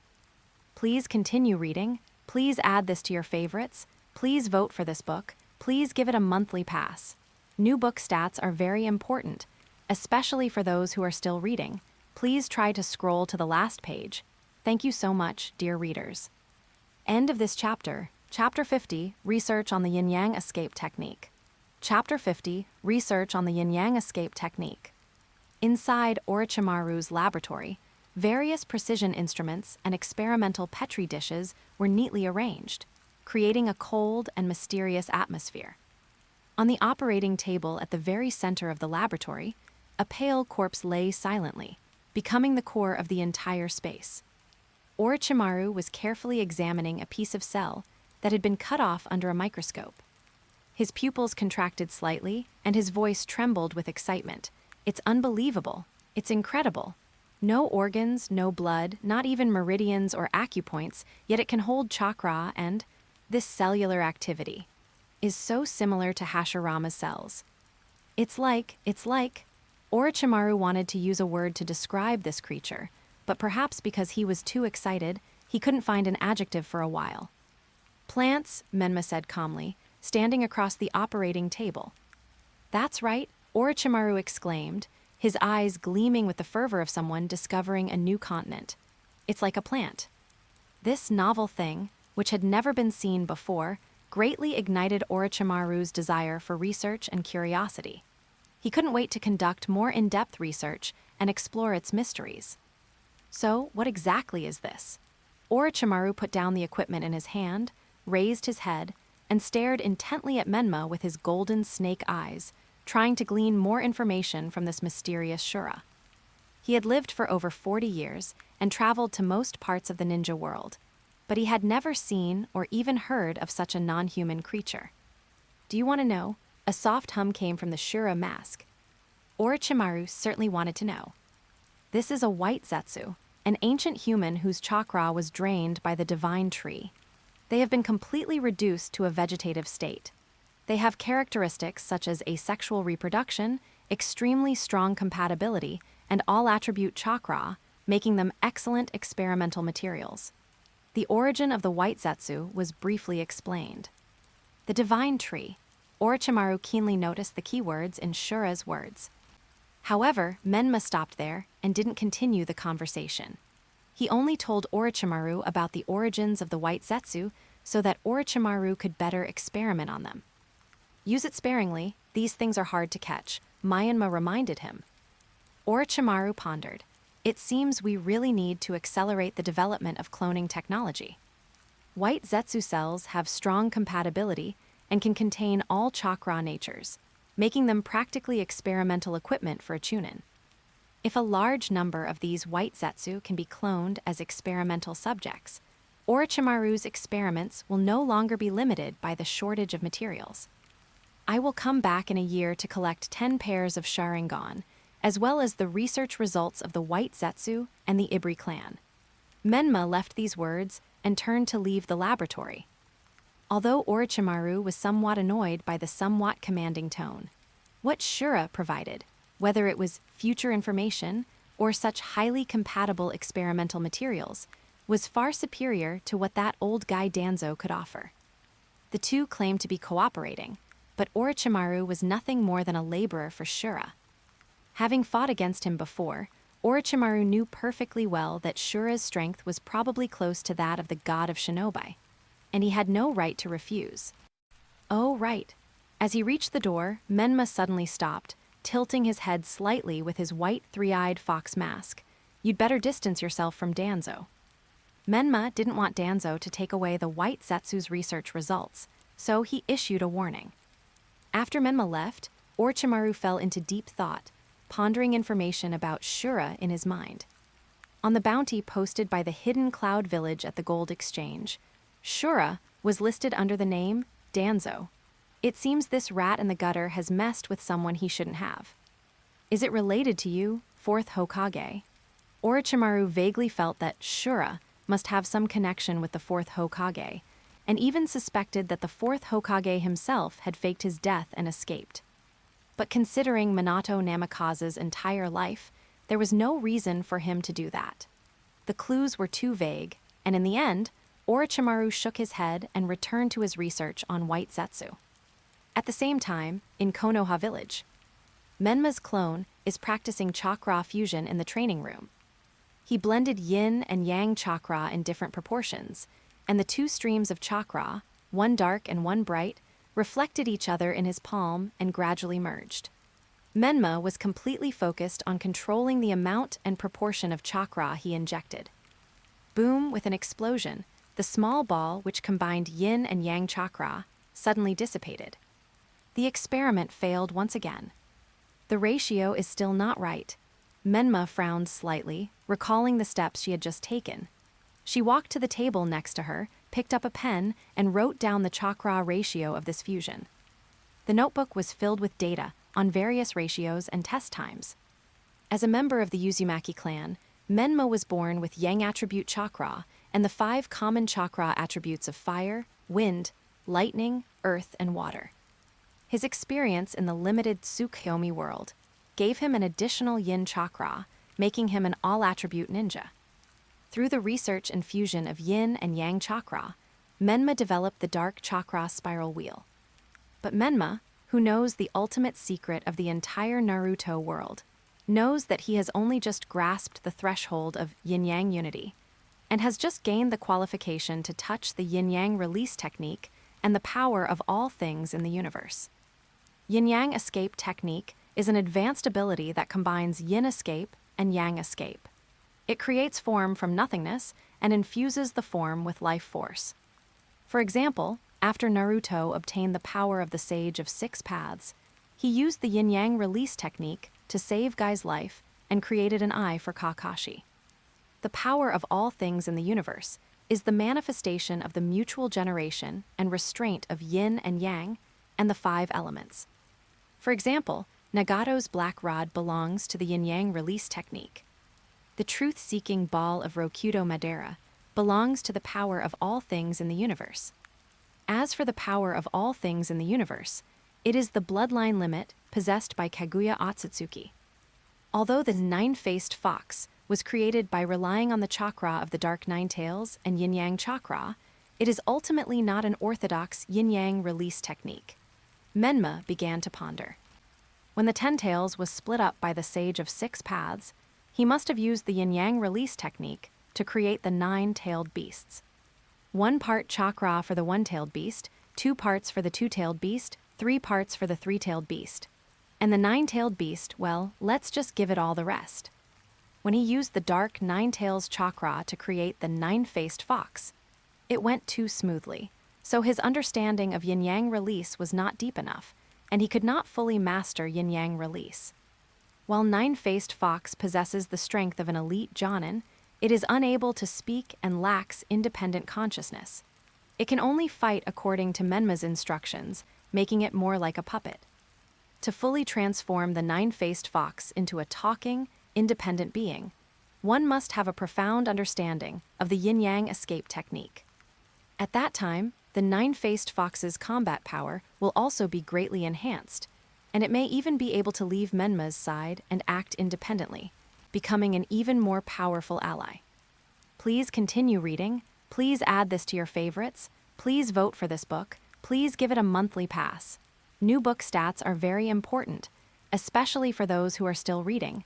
Please try to scroll to the last page. Thank you so much, dear readers. End of this chapter. Chapter 51, Menma Naruto Hinata. Chapter 51, Menma Naruto Hinata Menma. A clear, childlike voice pierced the silence of the practice room, interrupting the boys' reverie. Menma walked out of the practice room, went to the second-floor window, opened it, and saw a petite figure waving vigorously. Hinata stood in the morning light, head held high, calling out Menma's name. Behind him stood a reserved-looking boy with Byakugan eyes, his forehead covered by a headscarf. He appeared to be Hyuga Takashi. As a member of the branch family, his talent should be second only to Neji. In the future, when pain attacks Konoha, he will fight to the death as a member of the branch family to protect Hinata. What are you dawdling for? Get down here. Hinata, the leader, put her hands on her hips, her voice carrying an authority that belied her petite appearance. Hinata Takashi quietly wiped the cold sweat from his forehead, feeling somewhat afraid of the young lady's second personality. As a member of the Hyuga branch family, 8-year-old Hyuga Takashi, though not yet graduated from the ninja academy, already possessed the strength of a genin. Because he was a little older than Hinata, he was chosen as Hinata's bodyguard. In addition to protecting this young lady on a daily basis, he also has to act as her sparring partner.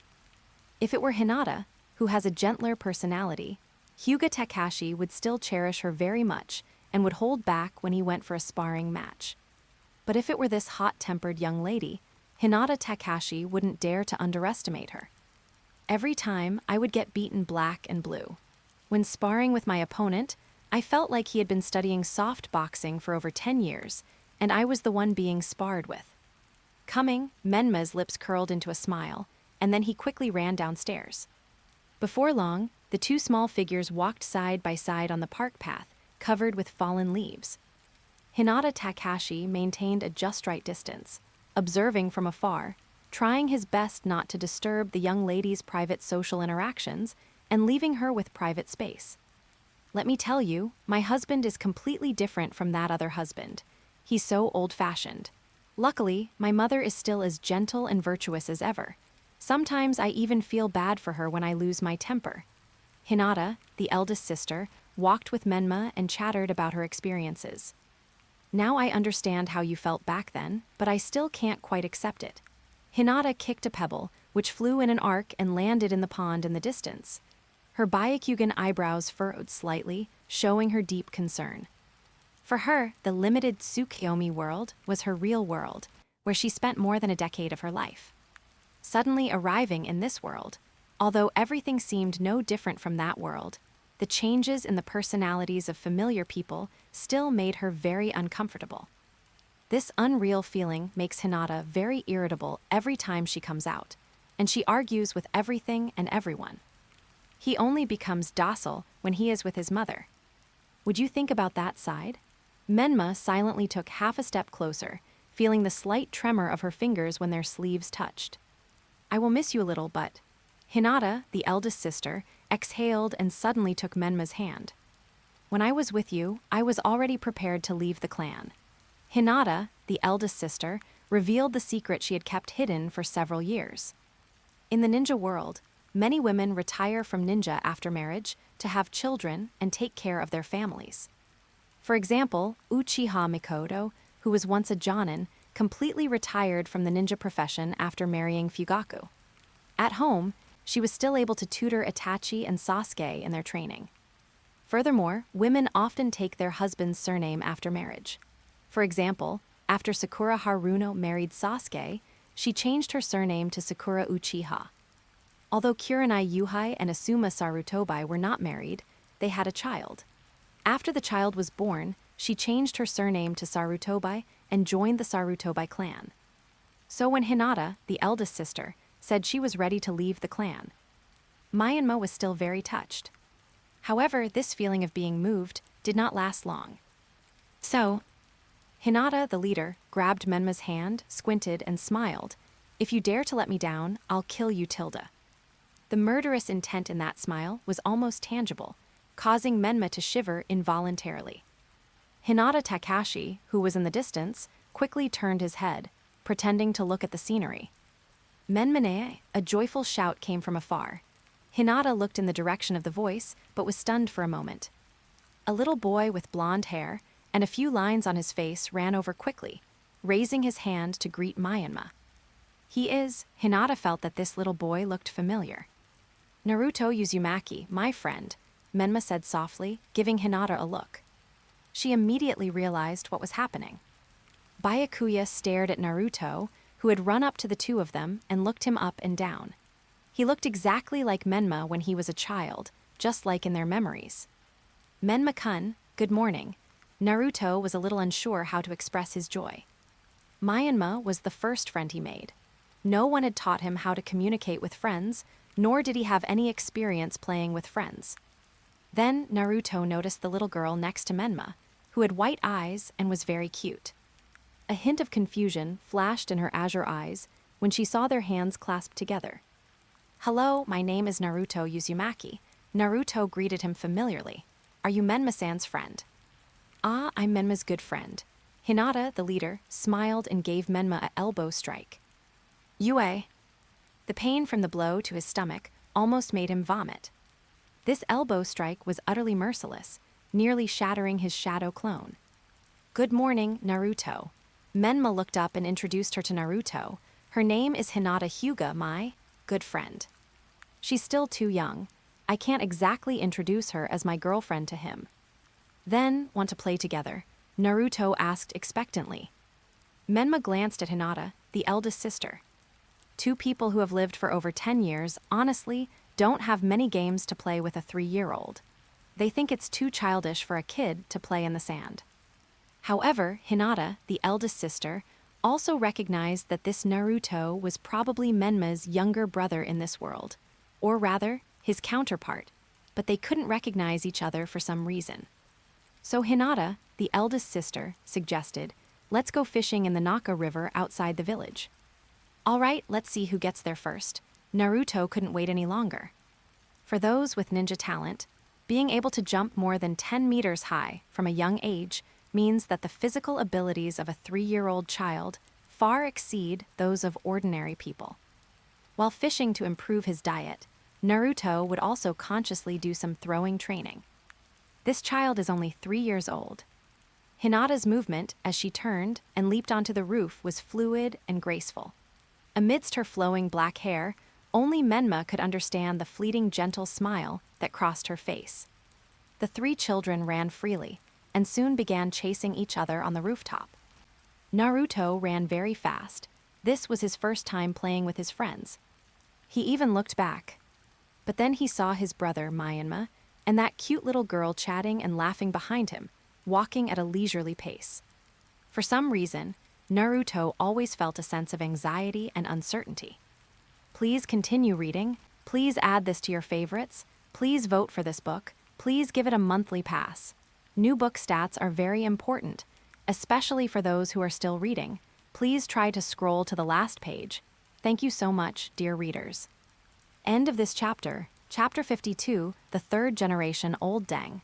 Chapter 52, 3 Generations of Old Deng. The wide Namka River meanders past the edge of Konoha village, flowing through dense forests before finally emptying into the distant sea. In this forest, a few trickling streams dot the landscape, adding a touch of vibrancy to the greenery. Menma, Naruto, and Hinata ran all the way and stopped by a small river. "This is my secret base." Naruto excitedly introduced to Menma and Hinata. Menma looked around. The open space, about the size of a basketball court, was surrounded by lush forests and overgrown weeds, with a long-extinguished fire in the center. Hollow logs hung from the tree trunks around the area, and small stones, the size of a little finger, were scattered on the ground.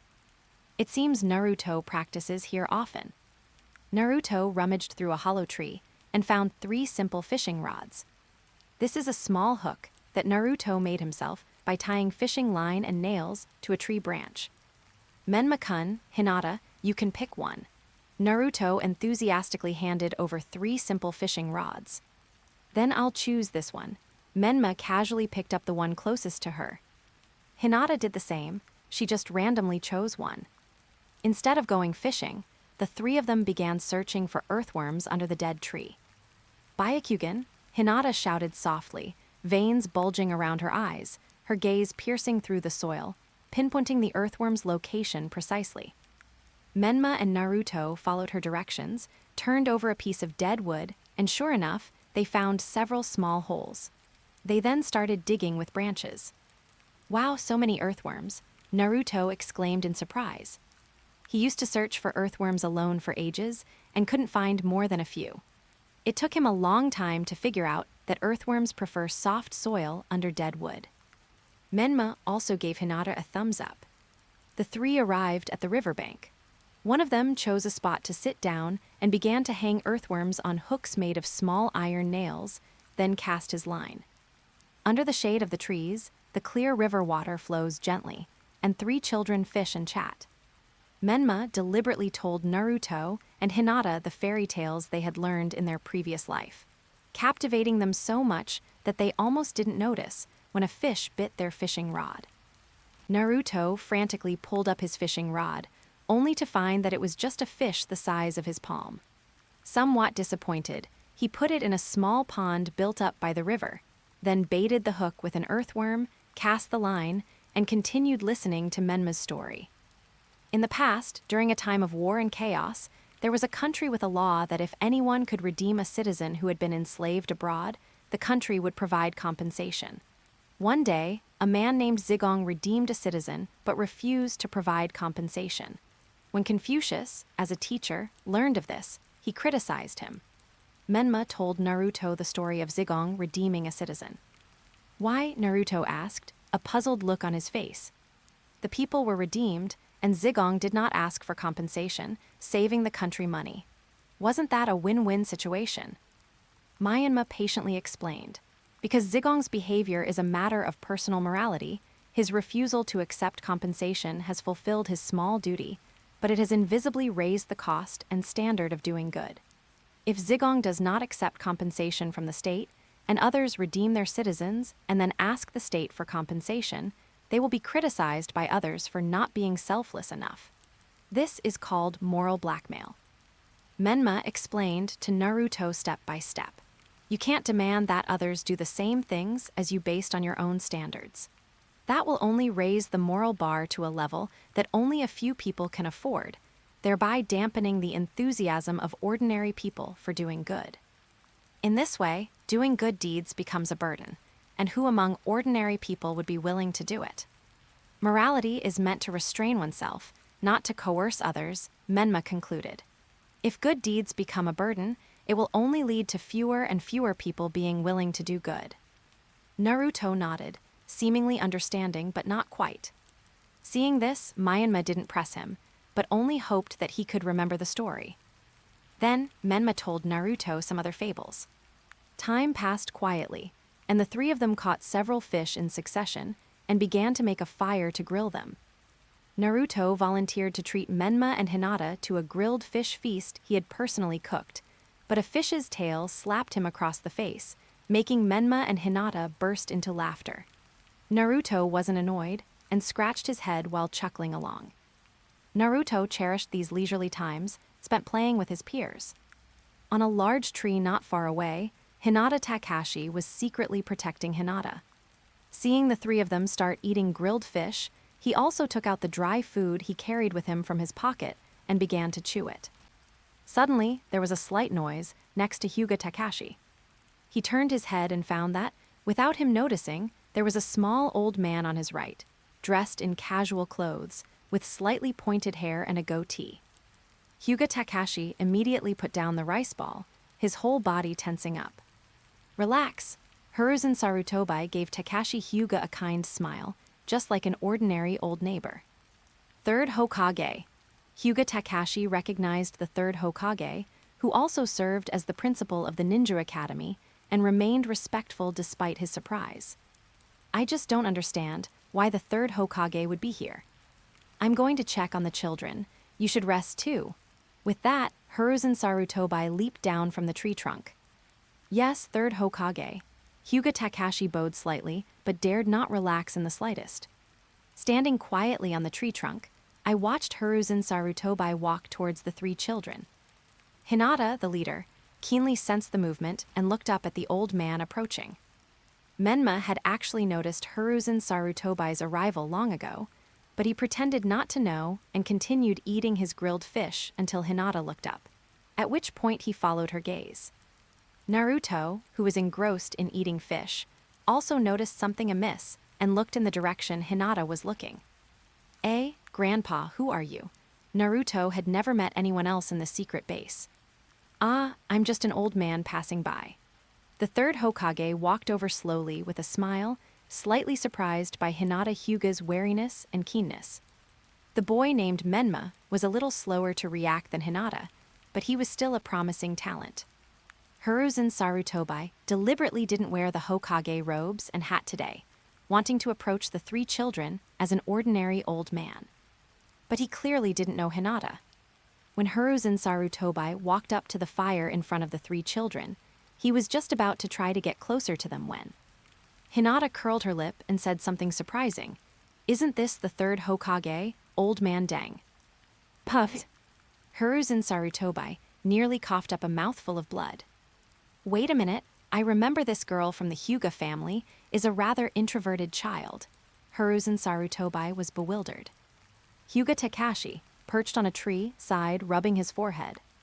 "Let me introduce you to our village's third Hokage," Hinata said, waving the grilled fish in her hand as she introduced him to Asahi and Naruto.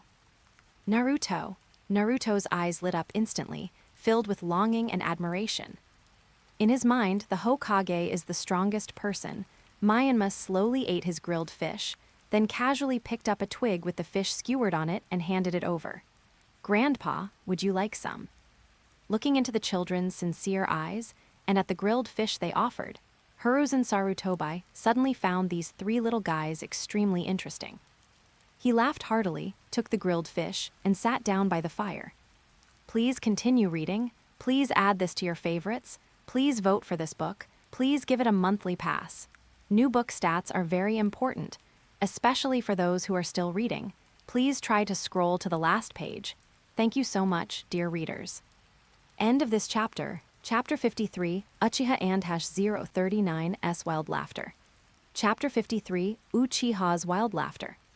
While Menma's shadow clones were playing house with Naruto and Hinata, Menma's true form had already left Orochimaru's base, and, using the flying thunder god technique he had left behind somewhere on the southern coast of the Land of Hot Water, teleported directly to the Land of Hot Water. This is a dock warehouse located in a coastal city of Yonokuni, which was purchased by the Kado group and then sealed off. Menma checked the flying thunder god Kanai in the secret room of the warehouse, as well as some warning items from his subordinates around him. After confirming that nothing had been triggered, he set off along the coastline towards the ruins of Whirlpool village. He followed the coastline and soon found the small island where the Land of Whirlpools had once been located. In the ruins of Wacha village, the faint light of a few campfires illuminated a corner of the ruins. When Menma, dressed in a long black robe and wearing a white three-eyed fox mask, arrived here, he immediately attracted the attention of the pirates and wandering ninjas who were based here. Where did this kid come from? Several pirates were the first to approach, carrying weapons such as machetes and spiked clubs. The Land of Whirlpools was destroyed around the time of the Second Shinobi World War, which was around Konoha 37. 17 years have passed since then, and some lush green trees have grown there. Under the glow of the campfire, weeds grew rampant among the ruins, and shrubs buried the outlines of the buildings that remained from the destruction of the country 17 years ago. It is likely that, after the destruction of the land of whirlpools, most of the assets of Whirlpool Village were divided up by other countries. Even this site must have been guarded by ninjas for a long time back then, digging deep into the ground to search for the Uzumaki clan's secret treasures. 17 years have passed, and now this place has become a den of pirates and wandering ninjas. "Hey, kid, we're talking to you." Several pirates walked up to Menma, their expressions arrogant, and one of them spat. "Call out." With a whoosh of wind, the pirate's head fell off like a ball. Blood gushed out like a fountain from the severed neck, staining the surrounding pirates red. The pirates had never seen such a terrifying scene before, and they fled in all directions in a panic. Seeing this, the other wandering ninjas knew that the newcomers were hostile and drew their weapons. Death, with its scythe slung over its shoulder, drifted down from the night like a ghost. He brandished his scythe, unleashing countless wind blades that slayed all the pirates who tried to escape. "Who are you?" shouted a man who appeared to be the leader of the group of wandering ninjas. But the slight trembling of his hand, holding the kunai, betrayed his inner fear. "Rogue ninja from Kusagakure." Menma noticed that the symbol representing Kusagakure on the foreheads of these people had been crossed out with a horizontal line. However, these wandering ninjas had very little chakra. Apart from their leader, who was close to Chunin level, the other ninjas were only genin. Moreover, Menma had no interest in these people, not even in recruiting them. "Kill them," a cold voice came from behind the white three-eyed fox mask. The Grim Reaper behind them suddenly flew forward, wielding his scythe to reap the lives of these rogue ninjas. The screams lasted only a short time. Menma entered the stronghold of these wandering ninjas and pirates and looted it. Sure enough, apart from a few ninja tools, there was only some food and money, nothing related to Uzashio village. Kaguya Mind's Eye. Menma closed his eyes, activated Kaguya Mind's Eye, and increased his sensitivity to chakra, beginning to explore the entire island. Before long, Menma sensed a faint chakra fluctuation deep within the ruins of Uzashio village. Even when Menma used Kaguya's Mind's Eye to sense the island at sea, he didn't notice it. It was only when he increased his sensitivity to chakra that he detected the anomaly. He followed the direction perceived by Kaguya's Mind's Eye and soon arrived at an abandoned stone chamber. The entire stone chamber has partially collapsed, and most of the characters on the walls have been destroyed. In many places, the walls have even been hollowed out, as if to check if there is any space behind the stone chamber. Menma walked to the wall of the stone chamber and looked at the destroyed text. That faint chakra emanated from these words. A sealing technique. Menma stopped in front of the stone wall, raising his hand to try to decipher the characters. But when his chakra attempted to invade these words, a feeling of gentleness and a feeling of repulsion came at him at the same time. Countermeasures, but not so much resistance. Menma was very familiar with this feeling of resistance. He had always had a vague sense of rejection when he was in the Limited Tsukuyomi world. Until he launched the Fourth Shinobi World War in the Limited Tsukuyomi world and caused a great disturbance, he was completely rejected by the world. But these words contain not only a sense of rejection, but also a gentle acceptance. It seems to be related to bloodline. Menma guessed that only those with pure Uzumaki blood could open this sealed chamber. Behind the secret chamber might lie the Uzumaki clan's treasures, their historical records, or even the records of sealing Uchiha Hikaru. That's right, Menma's purpose in searching for the ruins of Uzashio village was to find the record of the sealing location of Uchiha Hikaru. Although he could use Kaguya's Mind's Eye to search along the Land of Fire's coastline like a radar, it would take too much time. A pure-blooded Uzumaki clan member, Menma pondered, raising his hand to touch his hair. It's all because Minato Namikaze's genes are too strong. They even washed away his hair color. Among the Uzumaki clan members still alive in the ninja world, Nagato Uzumaki should be considered a mixed blood, but it's impossible to find him. It's unclear whether Hinoka Uzumaki from the land of the sea is a mixed blood or pure blood, and she's probably still a child, so she might not have learned chakra refining yet. That leaves only Karin's mother. We still need to go to Kusagakure. After deciding on the next course of action, Menma did not head directly to Kusagakure. Instead, they rested at the camp of wandering ninjas. Under the cover of night, the ruins of Wacho village crackled with the sound of campfires, while the two spirit beasts, Death and Celestial Maiden, stood guard around the area. Menma then reverted to his child form, sat in front of the campfire, and took out the glass culture bottle containing the Tutamo Sharingan he had taken from Orochimaru. In the pale green liquid, the Sharingan swayed slightly. Menma opened the bottle cap, reached out and grabbed the Sharingan, then gouged out his own right eye and replaced it with the Sharingan. The almost omnipotent chakra began to rapidly connect with this eyeball. Although the main body is only 3 years old, the eyes are the part of the human body that changes the least. A 3-year-old's eyeball is already 80% the size of an adult's, and the owner of this eye seems to be a teenager. With his eyes closed, he adjusted to the Sharingan's power and began to stimulate the eyeball with yin attribute chakra. After a while, Menma lowered the finger covering his right eye and opened it. The two tamo slowly rotated in his blood-stained eye socket, eventually transforming into the 3 tamo Sharingan. HMPH, Menma hummed softly as he looked at the world with his Sharingan. Hahaha. Finally, he couldn't help but burst into a maniacal laugh like an Uchiha.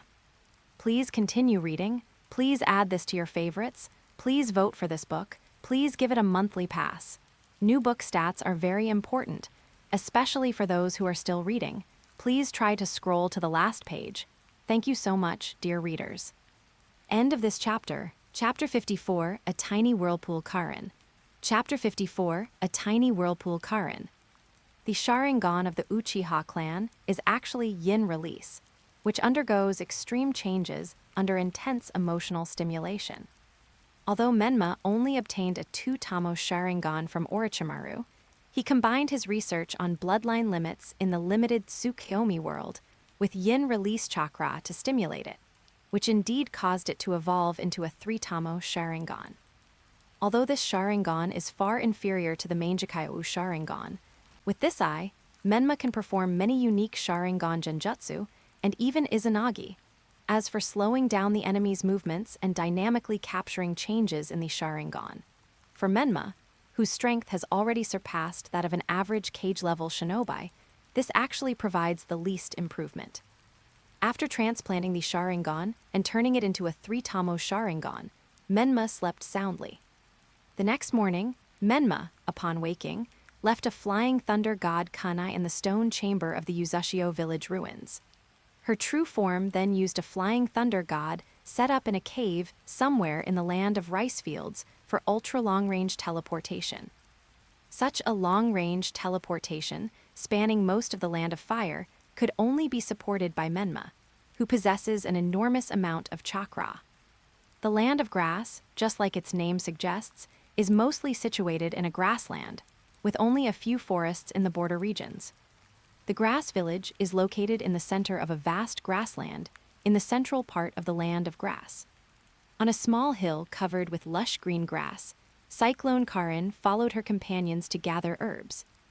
Compared to the other children of Kusagakure, who chatted and laughed, 3-year-old Karin Uzumaki was always ostracized by her companions. Even the genin leading the team would gently teach the other children how to identify herbs. But when their gaze fell upon Karin, all they felt was deep solemnity and wariness. Young Karin didn't understand why everyone treated her this way, or why people always had such complicated emotions towards her and her mother. Whenever Karin goes out to collect herbs or fodder for the village's livestock, she keeps a certain distance from others. However, if she is too far away, she will be scolded by the genin leading the group. The sun was scorching hot today, so Xianglin was moved to the side facing the sun. She bent down to gather herbs, letting the blazing sun beat down on her small body enduring the intense heat. A shadow suddenly blocked the blinding sunlight from her. Karin thought it was the genin leading the team who had come to reprimand her, and she looked up timidly. But she saw a mysterious man wearing a white three-eyed fox mask standing quietly in front of her. The mysterious man in black provided Karin with a small patch of shade, and a gentle breeze swept across the grassland, bringing Karin a long-lost coolness. "Karin, get away from him!" A sharp shout came from behind Karin. A woman wearing a Kusagakure headband stood nervously on a high hillside, her face grave. She pulled several shuriken from her ninja tool bag and threw them at the mysterious man and Karin. But whether intentionally or accidentally, a shuriken flew towards Karin. The shuriken gradually magnified in Karin's eyes. At the critical moment, a large hand grabbed it. The masked man instantly appeared in front of Karin, catching the 3 shuriken that were shot at him with just his hands, and then, "Call out, call out, call out." The masked man threw out 3 shuriken, retaliating with even more ferocious techniques. The genin from the grass village tried to dodge, but was horrified to find that the opponent's shuriken had completely blocked her escape route. Bass! One of the shuriken struck the grass ninja's thigh, instantly drawing blood. The female genin endured the pain, took out a signal flare from her ninja tool bag, and pulled it into the air. Whoosh! A signal flare was launched into the sky, visible over a radius of 10 kilometers across the vast grassland. "Your name is Karin, right?" Karin was still standing there, staring at the signal flare in the sky when a gentle greeting came to her ears. Beneath Karin's glasses, her red pupils trembled slightly, and she nodded timidly, asking, "Who are you?" "I am one of your people." Menma reached out and stroked Karin's head. This red hair reminded him of Kushina. "Let's go pick up your mother, and then take you away from here." Menma tried to soften her voice, afraid of scaring this sensitive little guy who was like a rabbit. "Clan members?" Little Karin didn't understand the meaning of clan members, but she instinctively felt a sense of closeness. She developed a fondness for this older brother and a strange sense of dependence on him. Menma took Karin's little hand and walked towards the hilltop.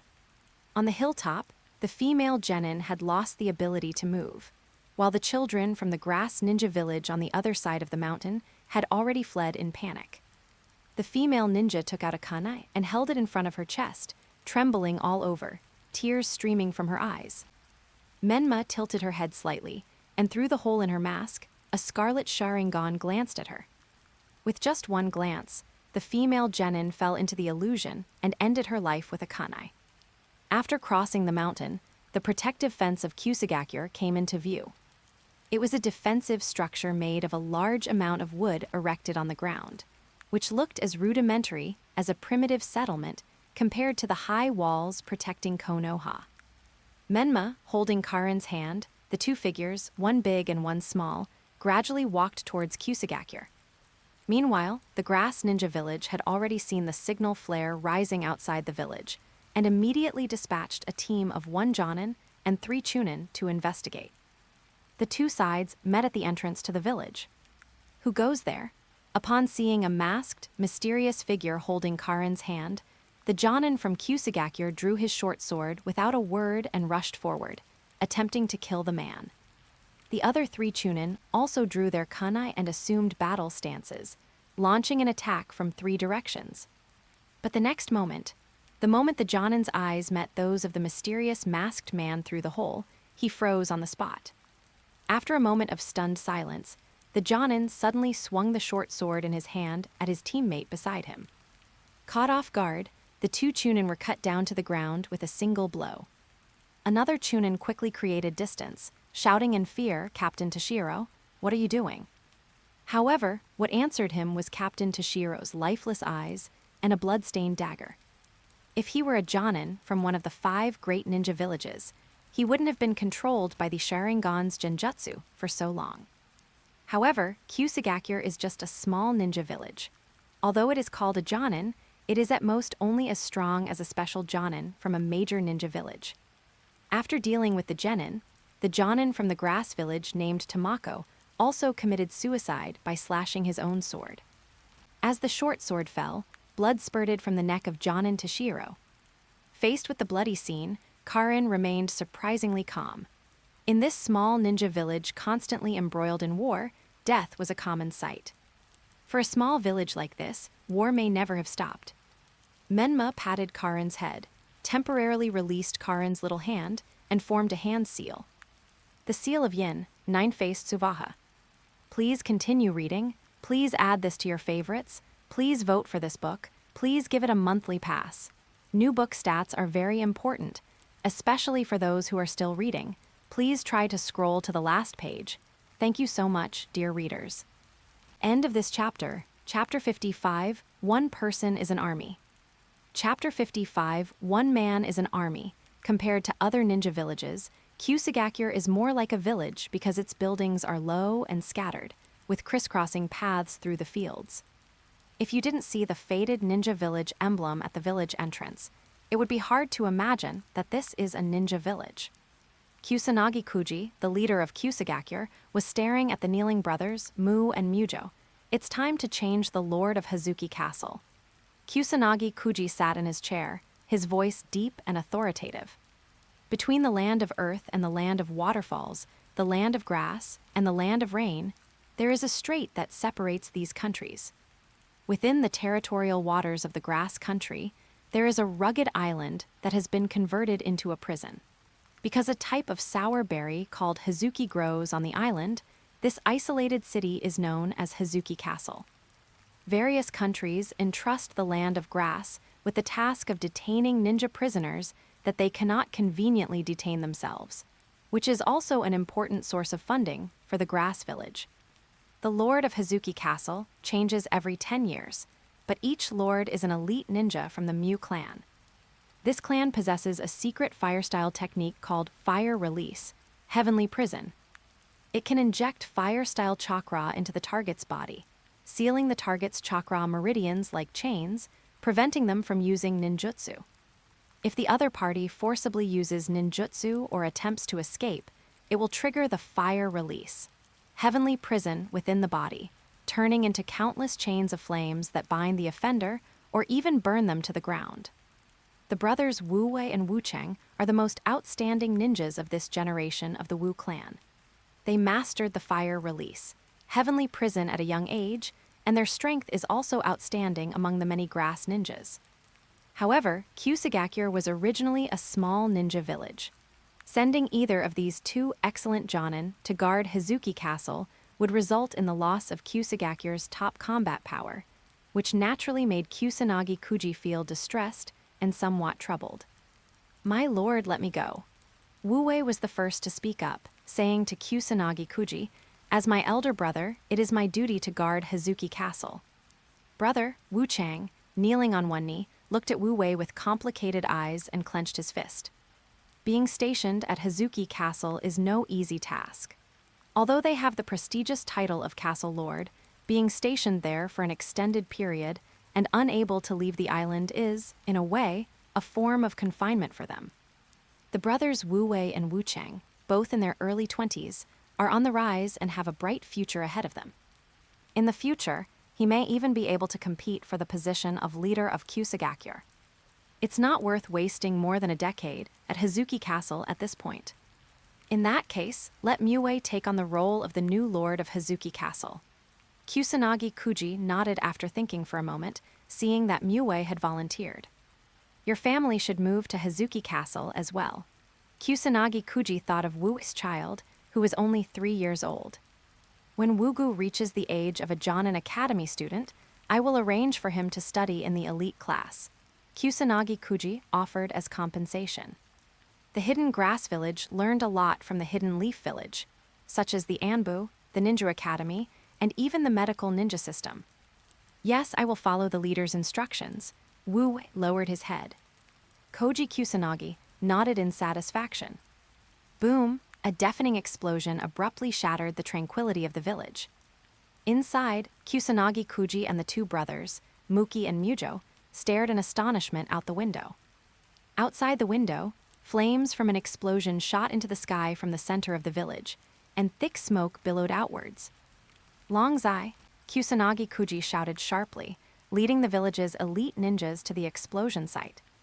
When Kuji Kusanagi, Mujo, and the others arrived at the explosion site, they discovered that the Kusanagi village hospital had been attacked. The two-story hospital building of the Grass Ninja Village was half destroyed by the explosion, and countless ninjas lay dead in the ruins and thick smoke, while the surviving wounded cried out in agony.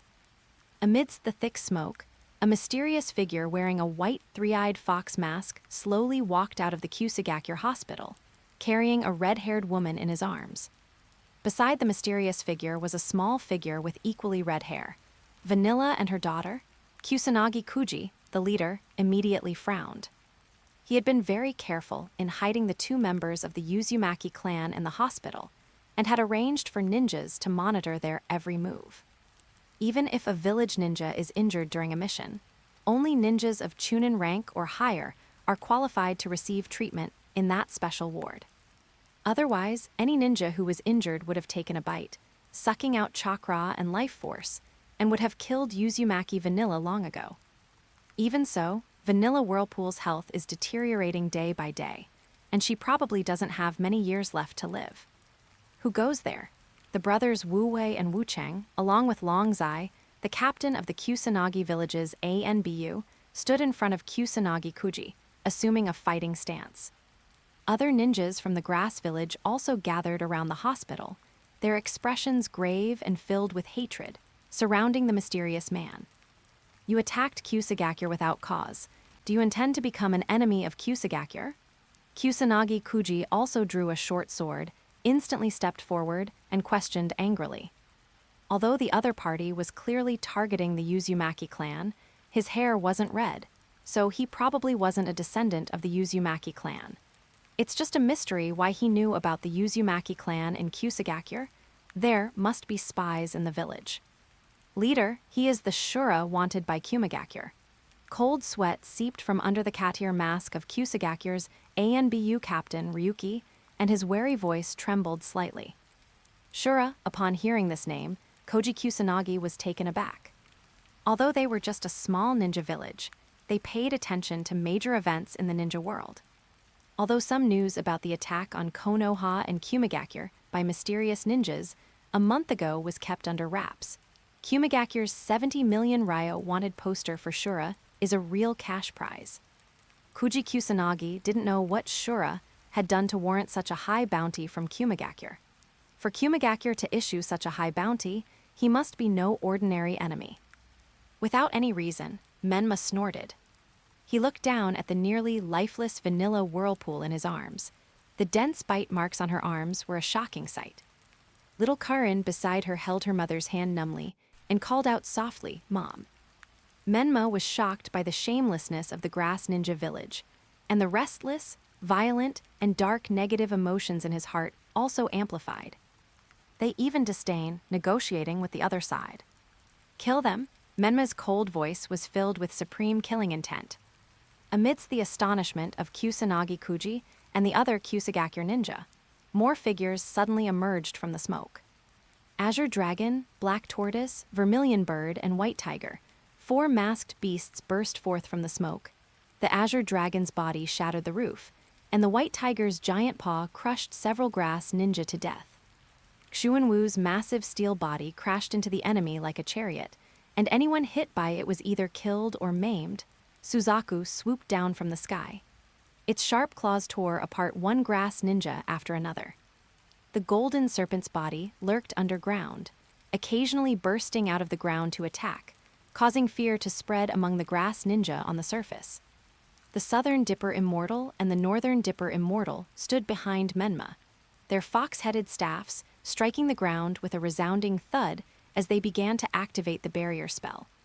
The purple barrier runes coiled around the ankles of the Grass ninja like venomous snakes, restricting their movements. In midair, the Grim Reaper wielded his scythe, drawing a crimson arc as countless wind blades attacked the imprisoned Grass ninja, reaping their chakra and lives. The Celestial Maiden's ribbon pierced through countless Grass ninjas like a soft sword.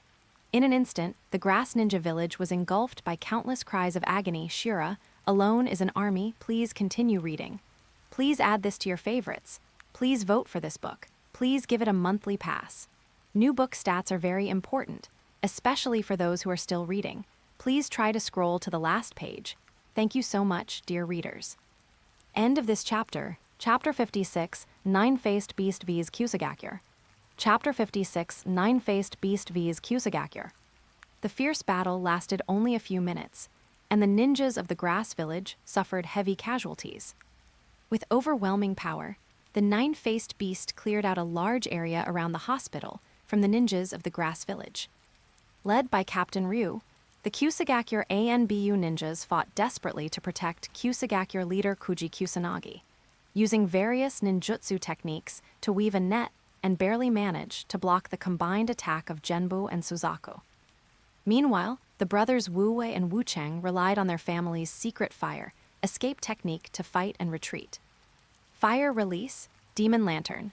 Wu Cheng dodged King Long's pursuit, retreating swiftly while his hands rapidly formed hand seals. In an instant, countless fiery red ghost faces appeared around Wu Cheng, emitting mournful howls, and rushed towards the pursuing Azure Dragon, Fire Release. Heavenly Prison Fire Sword. Wu gathered fire attribute chakra in his right hand, solidifying it into a blazing longsword, and thrust it towards the attacking white tiger.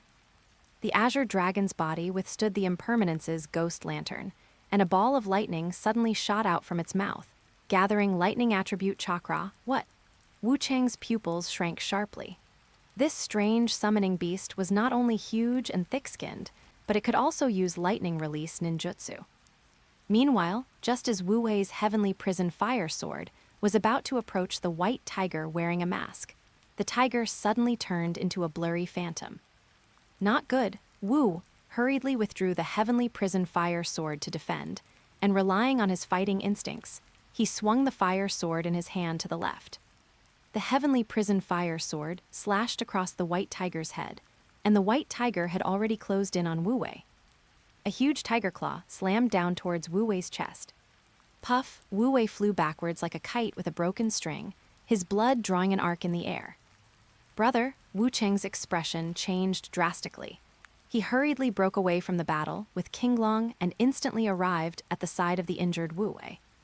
At the same time, the southern and northern sages also began to use binding techniques on Kusanagi Kuji, the leader of Kusanagi village, and the ANBU ninja around him.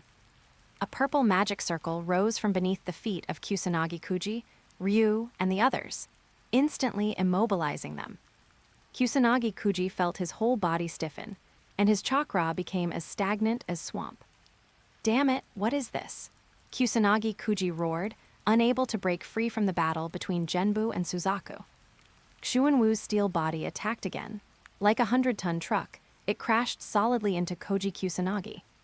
Koji Kusanagi was knocked away and then hit in midair by Suzaku's fire release. Great fireball technique. The smell of burning filled the air.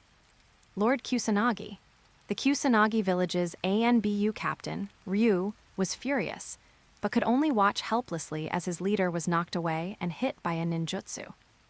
Call out. Several wind blades struck, whistling as they arrived. The imprisoned Long Zai and other Ambu ninjas fell one after another, and the battle line completely collapsed. Moments later, the area around the hospital building in Kusagakure was littered with corpses.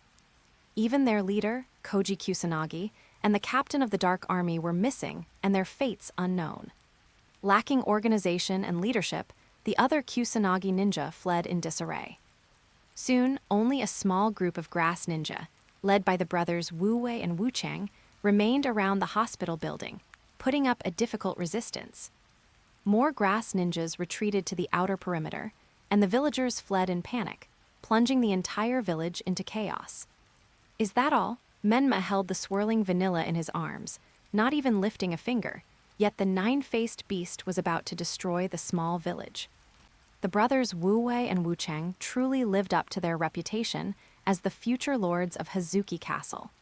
Even after the elite ninjas, including their leader Kusanagi Kuji, suffered heavy casualties, they were still able to organize a portion of the ninjas to fight against the enemy. However, as Kusanagi Kuji and Ryuichi and other Kusanagi ninjas were killed or wounded, and the other Kusanagi ninjas retreated, only a small number of Kusanagi ninjas, led by them, remained to resist. After dealing with the others, the 5 nine-faced beasts, Vermilion bird, azure dragon, black tortoise, white tiger, and golden serpent, began to besiege the brothers Wu Wei and Wu Cheng. "Brother, use that move." Seeing the situation was dire, Wu Cheng gritted his teeth and shouted, preparing to use the binding technique that he had not yet fully mastered. "Cough, let me do it." Wu Wei was seriously injured. The white tiger had slapped his chest with its claws, leaving 3 bloody wounds that exposed bone and were dripping with blood. He coughed up blood and struggled to stand up, but staggered and fell to the ground. "Brother," Wu Cheng no longer hesitated, his right hand forming a hand seal, and began to gather fire attribute chakra. As his right palm was completely enveloped in fire attribute chakra, a surge of scorching chakra erupted from it. This chakra wriggled and danced in the air, transforming into 5 fiery red chains that flew toward the 5 nine-faced beasts in front of him. Fire release, great fire prison. Despite feeling his chakra rapidly draining away, Wu Cheng forced himself to endure the discomfort and unleashed this binding technique, a skill mastered only by a select few members of the Wu clan.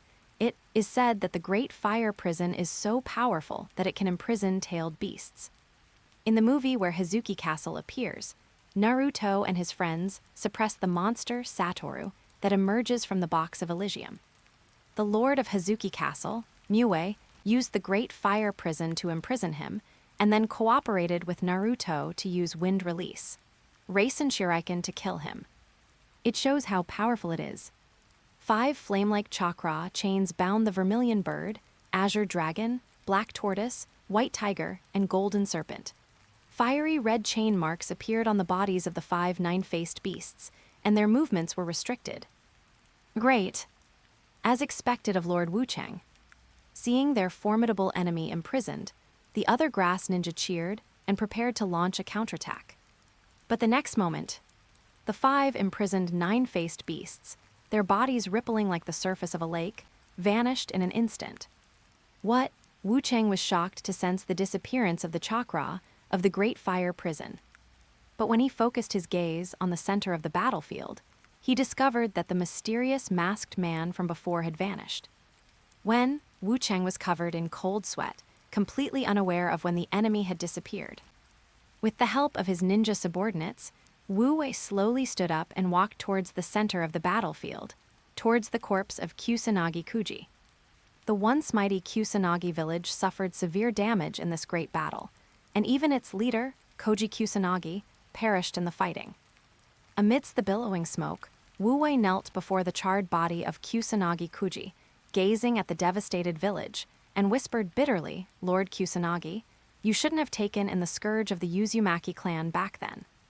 Watch a village ruins. Those former hideouts of wandering ninjas have now become Menma's stronghold." He gently placed the awakened vortex vanilla on the bed. "Mom," Karin knelt before the bed, holding her mother's hand tightly, tears streaming down her face. Exhausted to the extreme, Vanilla Uzumaki gave her daughter a forced smile, then looked up at the masked man so close to her and pleaded, "Sir, please adopt this child." Whirlpool Grass, barely breathing, still struggled to lift her head. "She'll do anything, as long as it keeps her alive."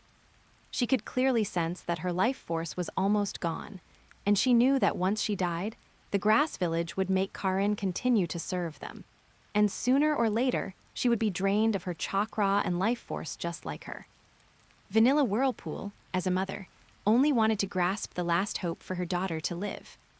"Who gave you permission to die?"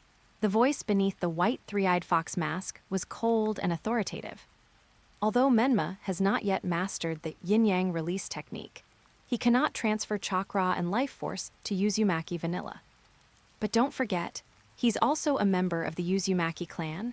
Menma untied the red cloth binding her wrist and extended it in front of Whirlpool Vanilla. "Bite it," the voice beneath the mask brooked no refusal. "Please continue reading. Please add this to your favorites. Please vote for this book. Please give it a monthly pass. New book stats are very important, especially for those who are still reading. Please try to scroll to the last page. Thank you so much, dear readers." End of this chapter. Chapter 57, The Seal of Uchiha Hikaru. Chapter 57, The Seal of Uchiha Hikaru. Vanilla Whirlpool's gaze fell on the fair wrist in front of her. She was momentarily stunned, then looked in shock at the white three-eyed fox mask so close to her, scrutinizing the mysterious man's black hair. "My lord," she began, but was interrupted by the other party's cold and stern voice. "I'll let you bite me." Menma's tone left no room for argument. "Your bloodline is far stronger than your daughter's. To unlock the seal of the Uzumaki clan, your bloodline is indispensable. Therefore, you cannot die now." What seemed like a cruel statement intended only to exploit the mother and daughter was, in the ears of Vanilla Whirlpool, a different kind of warmth. She trembled, opened her pale lips, and gently bit down. The moment the teeth touched the skin, a surge of vitality flowed into the mouth like a spring, rushing through her meridians to her limbs and bones. It felt like parched earth suddenly receiving a refreshing rain, every inch of flesh and blood greedily absorbing the life force. Whirlpool Vanilla felt refreshed all over and wanted to stop eating, but her head was held down. "Continue." The voice from above remained cold, yet carried an irresistible force. Although they didn't know who he was or why he saved the mother and daughter, the immense vitality and unique healing methods were clearly traits possessed only by the Uzumaki clan. Even though the mysterious masked man kept saying he wanted to use her bloodline to unlock the secret treasure of the Vortex clan, and his voice was deliberately cold, it still sounded so warm to her. Kneeling in front of the bed, little Karin stared wide-eyed, not knowing what had happened between the two, but her little eyes saw that her mother's complexion had visibly improved. A moment later, after sensing that Vanilla Uzumaki's physical condition had improved, Menma released his hand and withdrew his right hand, which bore the teeth marks. Although he is currently in a transformation state, the transfer of chakra and life force can still be carried out directly through this primitive method. In the dead of night, the campfire crackled and popped. Menma used the cooking utensils from the wandering ninja camp to boil a pot of water, and then took out a few loaves of bread from the storage scroll he carried with him. They were brought to the swirling Vanilla and swirling Rin lying on the bed. Whirlpool Vanilla poured water into a glass, carefully blew on it to cool it down before feeding it to her daughter. "Get a good night's rest. Tomorrow, come with me to unlock the secret treasure of the Uzumaki clan." Menma left these words and got up to walk towards the campfire. He sat down against a ruined wall next to the campfire. On the side of Vanilla and her mother's shoulder, out of sight, little Nine-Tailed Fox emerged from Menma's fur collar. Little Nine-Tails glanced sideways at Vanilla Uzumaki, who was taking care of her daughter while she ate bread, and then whispered into Menma's ear, "She says she's using you, but she's actually gentler than anyone else." Even breathing could be heard from beneath the mask, as if the owner was already fast asleep. The little Nine-Tailed Fox chuckled twice, and then burrowed back into the warm collar. Not far away, after feeding her daughter Karin, Whirlpool Vanilla began to eat the remaining food in small bites, glancing occasionally at the mysterious masked man sitting in front of the campfire. The firelight tinted the white fox mask with an orange-red hue, and Whirlpool Vanilla stared at the figure in a daze. For many years, Kusagakure Uzumaki, who had been imprisoned by the Grass Ninja Village, fantasized countless times about a hero who could save her and her daughter from that hellish prison. When the hero finally arrived and saved the mother and daughter, Vanilla Whirlpool feared that everything before her was just an illusion.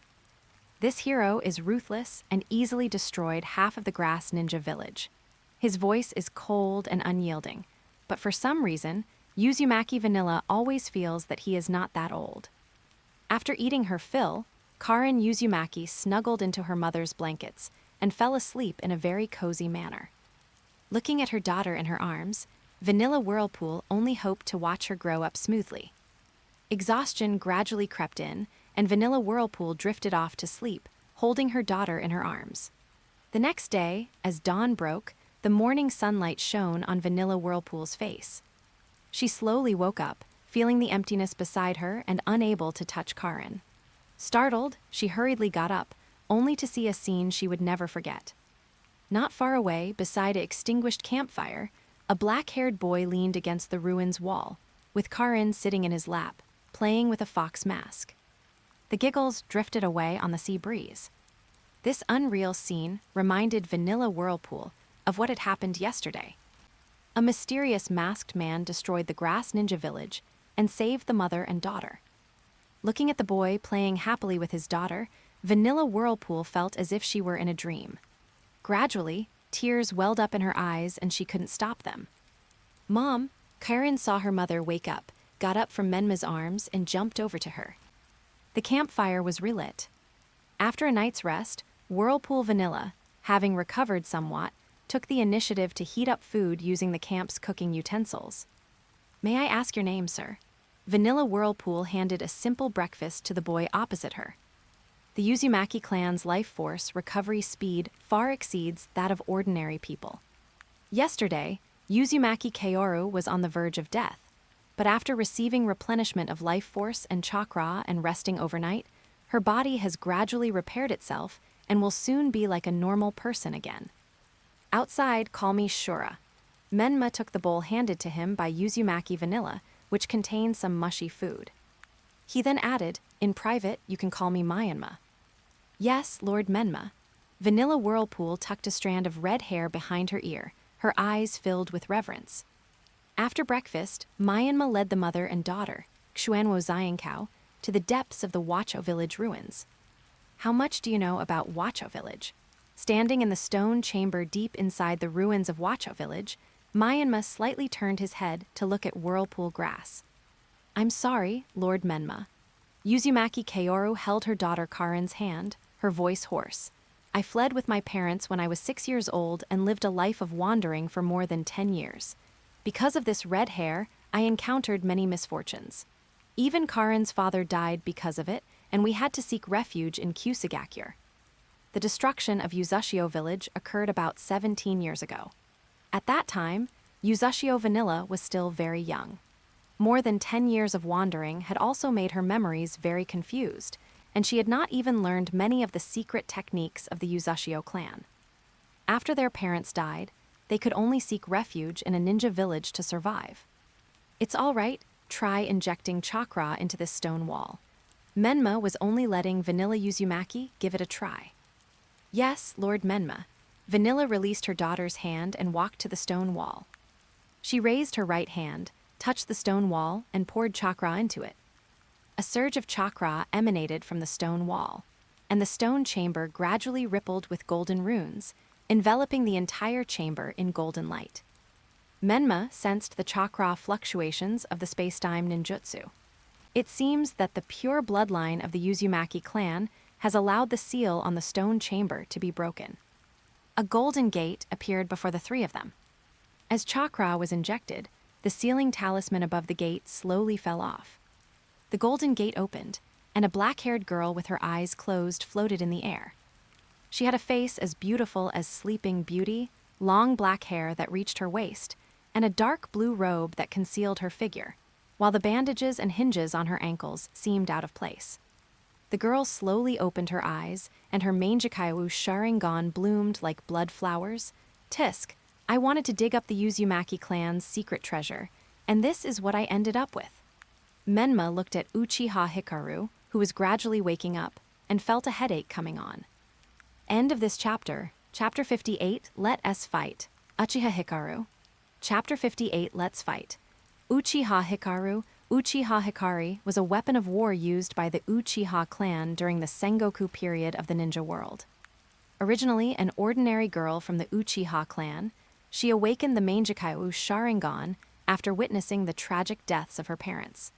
Her unique 8,000 Spears Eye technique was so powerful that the Uchiha clan trained her to be a weapon of war. It was only through the combined efforts of the Senju and Sarutobi clans that it was sealed away. Menma had initially guessed that the location of Uchiha Hikaru's seal would be near the former territories of the Senju and Sarutobi clans, but unexpectedly it was buried deep beneath the ruins of the Uzumaki clan's Uzashio village. But then I thought about it again. Neither the Senju nor the Sarutobi clans are known for their sealing ninjutsu, so how did they manage to seal Uchiha Hikaru for hundreds of years? Therefore, if the Uzumaki clan was involved, all of this makes sense. Uchiha Hikaru slowly opened his eyes, dappled sunlight piercing his pupils, and the hundreds of years of sealed time shattered at this moment. I was still somewhat bewildered when I saw the ruins around me. During those dark and suffocating years of imprisonment, she was conscious, but could not even move her fingertips. She spent hundreds of years in this painful and suffocating prison. When Uchiha Hikaru saw the red hair of the two women behind Menma, his Mangekyou Sharingan suddenly contracted, and he entered battle stance. The Uzumaki clan, they are allies of the Senju clan. Among the ninjas who sealed her away, besides the Senju and Sarutobi clans, there were also elite ninjas from the Uzumaki clan. Uchiha Hikaru naturally hated these enemies. Or perhaps they hate the Warring States period, a time of constant warfare and widespread suffering. Fire release, dragon flame song technique. Uchiha Hikaru formed hand seals and spat out 4 fire dragons towards the ground, attacking the 3 people in front of him from 4 directions. Dragon flame song technique is a B-rank ninjutsu that requires a lot of chakra to perform. It has a tracking effect, and there is no way to avoid it except by directly confronting it. 4 ferocious fire dragons roared up from the ground, rushing towards the 3 with a relentless pursuit. Menma instantly appeared in front of Vanilla and her mother, and Dark Nine-Tail's chakra erupted, covering his skin with a dark red chakra cloak. Boom, boom, boom, boom. The 4 fire dragons were shattered by Menma's punches and kicks, and the flames dissipated in the air. If it were any other ninja, even a cage-level powerhouse like Tsunade, it would take a lot of chakra to withstand this attack. But for Menma, who possesses the Dark Nine-Tails chakra, this amount of consumption is negligible. Are you ninjas from the Uzumaki clan and the Senju clan? Uchiha Hikaru stood atop the ruins, his Mangekyou Sharingan eyes filled with murderous intent. Having been raised from childhood to be a weapon of war, she has an almost instinctive killing intent when she sees ninjas from opposing ninja clans. However, the chakra cloak on the black-haired boy in front of him was so violent and dark, somewhat like the chakra of a tailed beast. But Uchiha Hikaru had never fought against those tailed beasts, so he wasn't sure. Menma did not answer, but simply formed a hand seal. Nine-faced Suvaha. 2 arrays glowing with a dark red light appeared beside him, and a white tiger and a black tortoise wearing masks leaped out from the arrays. You 2 go to a safe place first, Menma said, turning his head to Vanilla and Karin. A fight is very likely to break out soon, and the whole island is in danger. Yes, Lord Menma. Knowing that they would only be a burden if they stayed, Vanilla Uzumaki mounted the white tiger and, escorted by the 2 summoned beasts, headed towards the sea. Uchiha Hikaru did not stop him, but simply stood quietly in place, his eyebrows slightly furrowed, surveying the surrounding ruins. She was somewhat surprised to see that a symbol resembling that of the Whirlpool clan was mostly obscured by vines, and the rest was blurred by the erosion of the sea breeze. The Warring States period is over. Menma wasn't wearing the white 3-eyed fox mask today, and he had also shut down his Sharingan. How many years have I been sealed away? Uchiha Hikaru's face showed a slight surprise upon hearing that the Warring States period had ended. Menma shook his head. I don't know either. It should have been several hundred years. Although the ninja world today is not in the Warring States period, it is still filled with war. Ninja clans band together and move their clan lands together to form villages mainly composed of ninjas, which are called ninja villages. Each country has a ninja village as its main military force, among which the ninja villages of the 5 great countries are the most powerful. The ninja village system was established when the Warring States period ended, which is now 54 years ago. But the ninja world was not at peace. In the past 54 years, 3 large-scale wars have occurred. Compared with the wars that were mainly fought by ninja clans in the past, the 3 Shinobi World Wars covered a wider area and caused more casualties. Even children as young as a few years old were sent to the battlefield. It is now the 4th year since the end of the 3rd Shinobi World War. The Shinobi world is at peace for the time being, but small-scale and local wars are still taking place. Menma gave Uchiha Hikaru a brief introduction to the current situation in the ninja world. giving her a general understanding of the world today. Then, does the Uchiha clan still exist? Uchiha Hikaru asked with a somewhat solemn expression. She was a weapon of war for the Uchiha clan, fighting for them for many years, yet she still retained some of her family's sentiments. After being sealed away, hundreds of years passed without anyone paying attention to it. I forgot to tell you, the establishment of the ninja village system was proposed by the head of the Senju clan. The Uchiha clan was the first to put aside their hatred and join forces with the Senju clan to establish the first ninja village.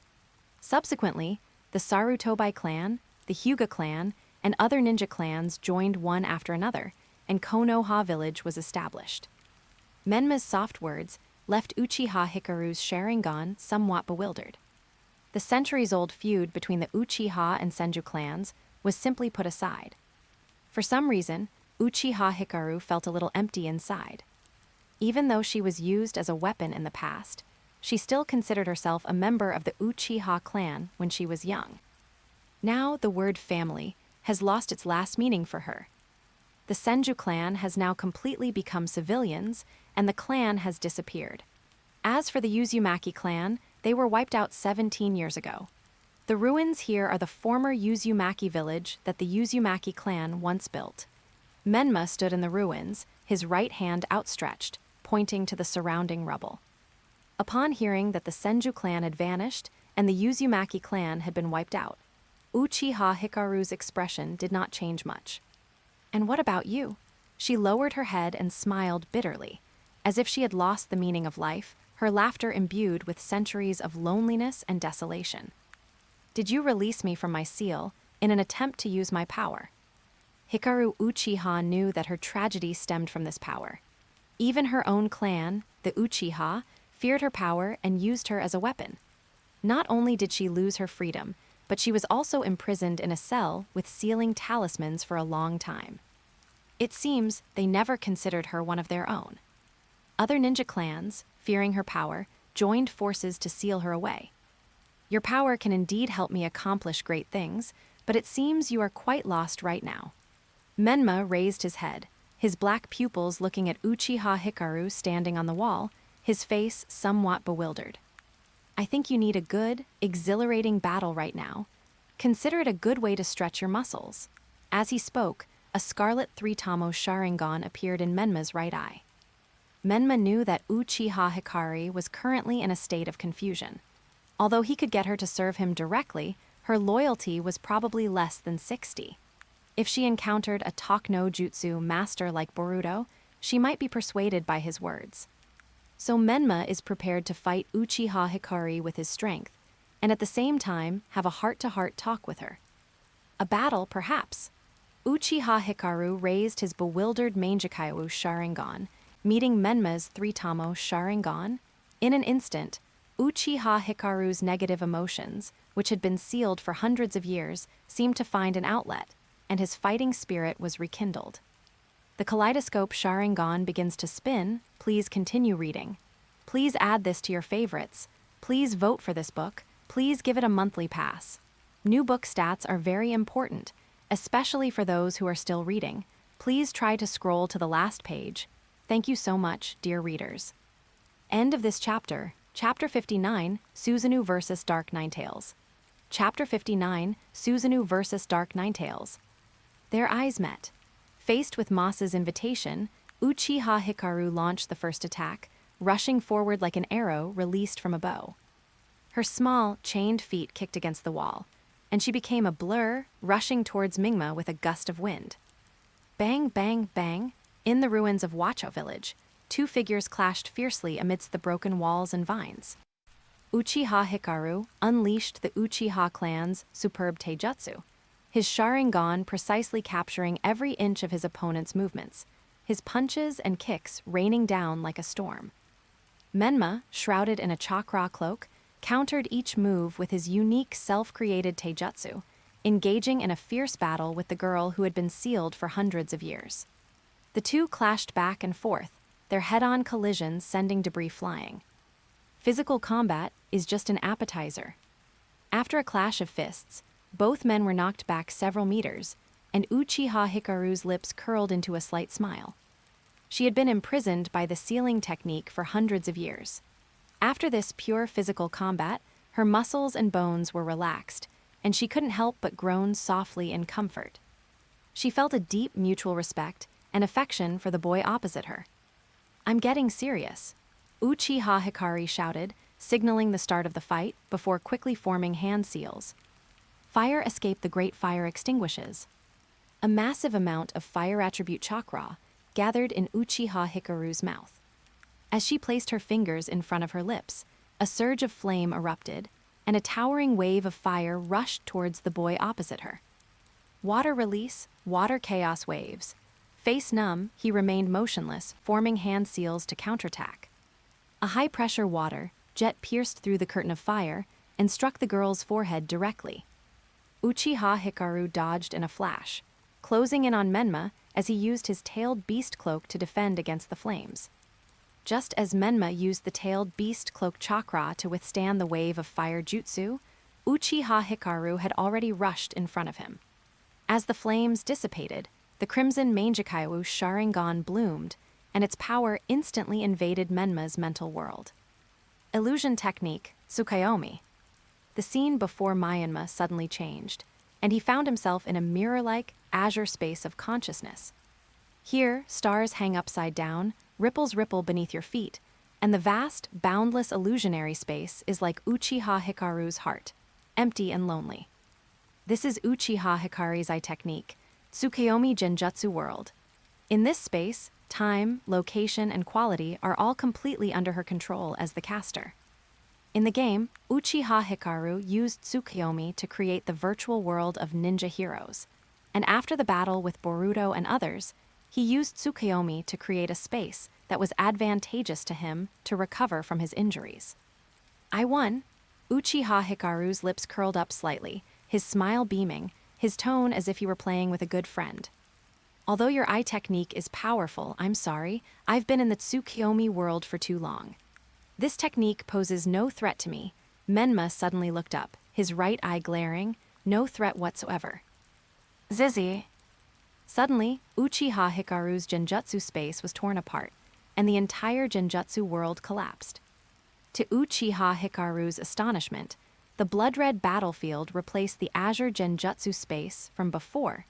The smell of gunpowder and blood filled Uchiha Hikari's nostrils, making her feel as if she had returned to the Warring States period. Her pupils contracted sharply as she looked down. Beneath her feet, on the scorched black ground, lay countless ninja corpses and weapons scattered haphazardly. Uchiha Hikaru looked up in the direction of the corpses and saw a throne piled up with countless ninja corpses. A dark red nine-tailed fox lay coiled on the throne of the mountain of corpses, while the young man from before leaned against the fox's head, looking down on the battlefield like an emperor. Even Uchiha Hikaru, the strongest weapon of the Warring States period, couldn't help but tremble slightly in this blood-red battlefield. But she did not give up. She gritted her teeth and activated her eye power. The pattern of her Manjikaiwu Sharingan began to rotate. Imprint Tsukuyomi, Uchiha Hikaru's eye power was reflected on the moon in the illusion space. The originally scarlet red moon now showed the pattern of Uchiha Hikaru's Manjikaiwu Sharingan. This technique is so powerful that even Naruto can be controlled by it. Just when Uchiha Hikaru thought she would win the final victory, the crimson moon, hanging high in the sky, suddenly disconnected from her, and a bamboo scroll slowly unfurled on the moon. How is this possible? Uchiha Hikaru's Sharingan suffered a backlash, and blood seeped from the corner of his eye. The two returned to the real world from the illusionary world. Panting, Uchiha Hikaru gritted her teeth and staggered back 2 steps. She never imagined that her most prized eye technique would fail. The young man before her was even more powerful than she had imagined. Moreover, judging from the other person's relaxed demeanor, it seems they are far from reaching their limit. Hikaru Uchiha decides to use the third power of the Manjikaiwu Sharingan. Crimson chakra spread from Uchiha Hikaru's body, surging out like a tide, yet it condensed into a physical form around him. First, crimson bones rose from the ground, then chakra spread to these skeletons, forming flesh and blood. Countless crimson chakras clothed this crimson giant in armor. Behind the crimson giant, chakra transformed into a pair of enormous wings, each wing possessing a large hand, the right hand of which held a chakra scabbard. Hikaru Uchiha stood atop the giant's head, inside a Tengu mask, manipulating Susanoo. When its wings spread, the clanging sound of the chakra sword being drawn resounded through the sky, and the gale pressed the entire forest into a creeping green wave. Above the crimson Susanoo, Uchiha Hikaru, having unleashed his strongest attack, couldn't wait to see the shock on the boy's face. Even she herself didn't realize that the affection she felt was blossoming into a different kind of emotion. On the ground, Menma braved the strong wind, his black robe flapping loudly in the wind. This was the first time he had ever seen Susanoo. "I've never seen this thing before, during the Limited Tsukuyomi World." "Zyoju, it's your turn now." Menma lightly brushed the leaves off his fur collar. Next moment, Menma's body emanated an even stronger dark red chakra, and the massive form of the dark nine-tails rose from the ground beneath his feet. Two sharp claws suddenly lunged at the crimson giant. "What?" Uchiha Hikaru was shocked. The sudden attack by the dark nine-tails caught her off guard. Menma stood atop the dark nine-tails' head, and as the dark nine-tails raised its head, it rapidly approached Uchiha Hikaru. Seeing the girl's frightened face, Menma shouted, "You're not the only one who can pilot a Gundam." "Q, let's go. Use the tailed beast ball to attack." Menma was in a good mood as he controlled Dark Kurama. Uchiha Hikaru reacted quickly, manipulating Susanoo to counterattack, while the red giant used his chakra sword to block in front of his chest. Even during the Warring States period, Uchiha Hikaru had never experienced a battle with a tailed beast and was somewhat caught off guard. After the dark nine-tails claws were blocked by the red chakra blade, it had already approached Susanoo and opened its blood-red maw. A black sphere, speckled with dark red, began to condense in the mouth of the dark nine-tailed fox. Boom, the island trembled as the two colossal beasts collided, and a tsunami-like shockwave swept across the land. Please continue reading. Please add this to your favorites. Please vote for this book. Please give it a monthly pass. New book stats are very important, especially for those who are still reading. Please try to scroll to the last page. Thank you so much, dear readers. End of this chapter, Chapter 60, Menma and -039's Ambition, Ending This Era. Chapter 60, Menma's Ambition, Ending This Era. More than 20 kilometers off the coast of Uzushio village, near the land of waves, a small fishing boat bobs on the waves like a tiny leaf. The old fisherman on the boat cast his net into the sea, then sat cross-legged at the bow, took out a pipe, and waited quietly. When the passing fish get caught in the net and can't escape, the net is pulled in when the time is almost up. This process is repeated several times. If you're lucky, you can catch some rare fish species and sell them for a good price at the fish market, adding some income to your meager life. However, most of the time, they are just ordinary fish, and it may not even be enough to feed a family.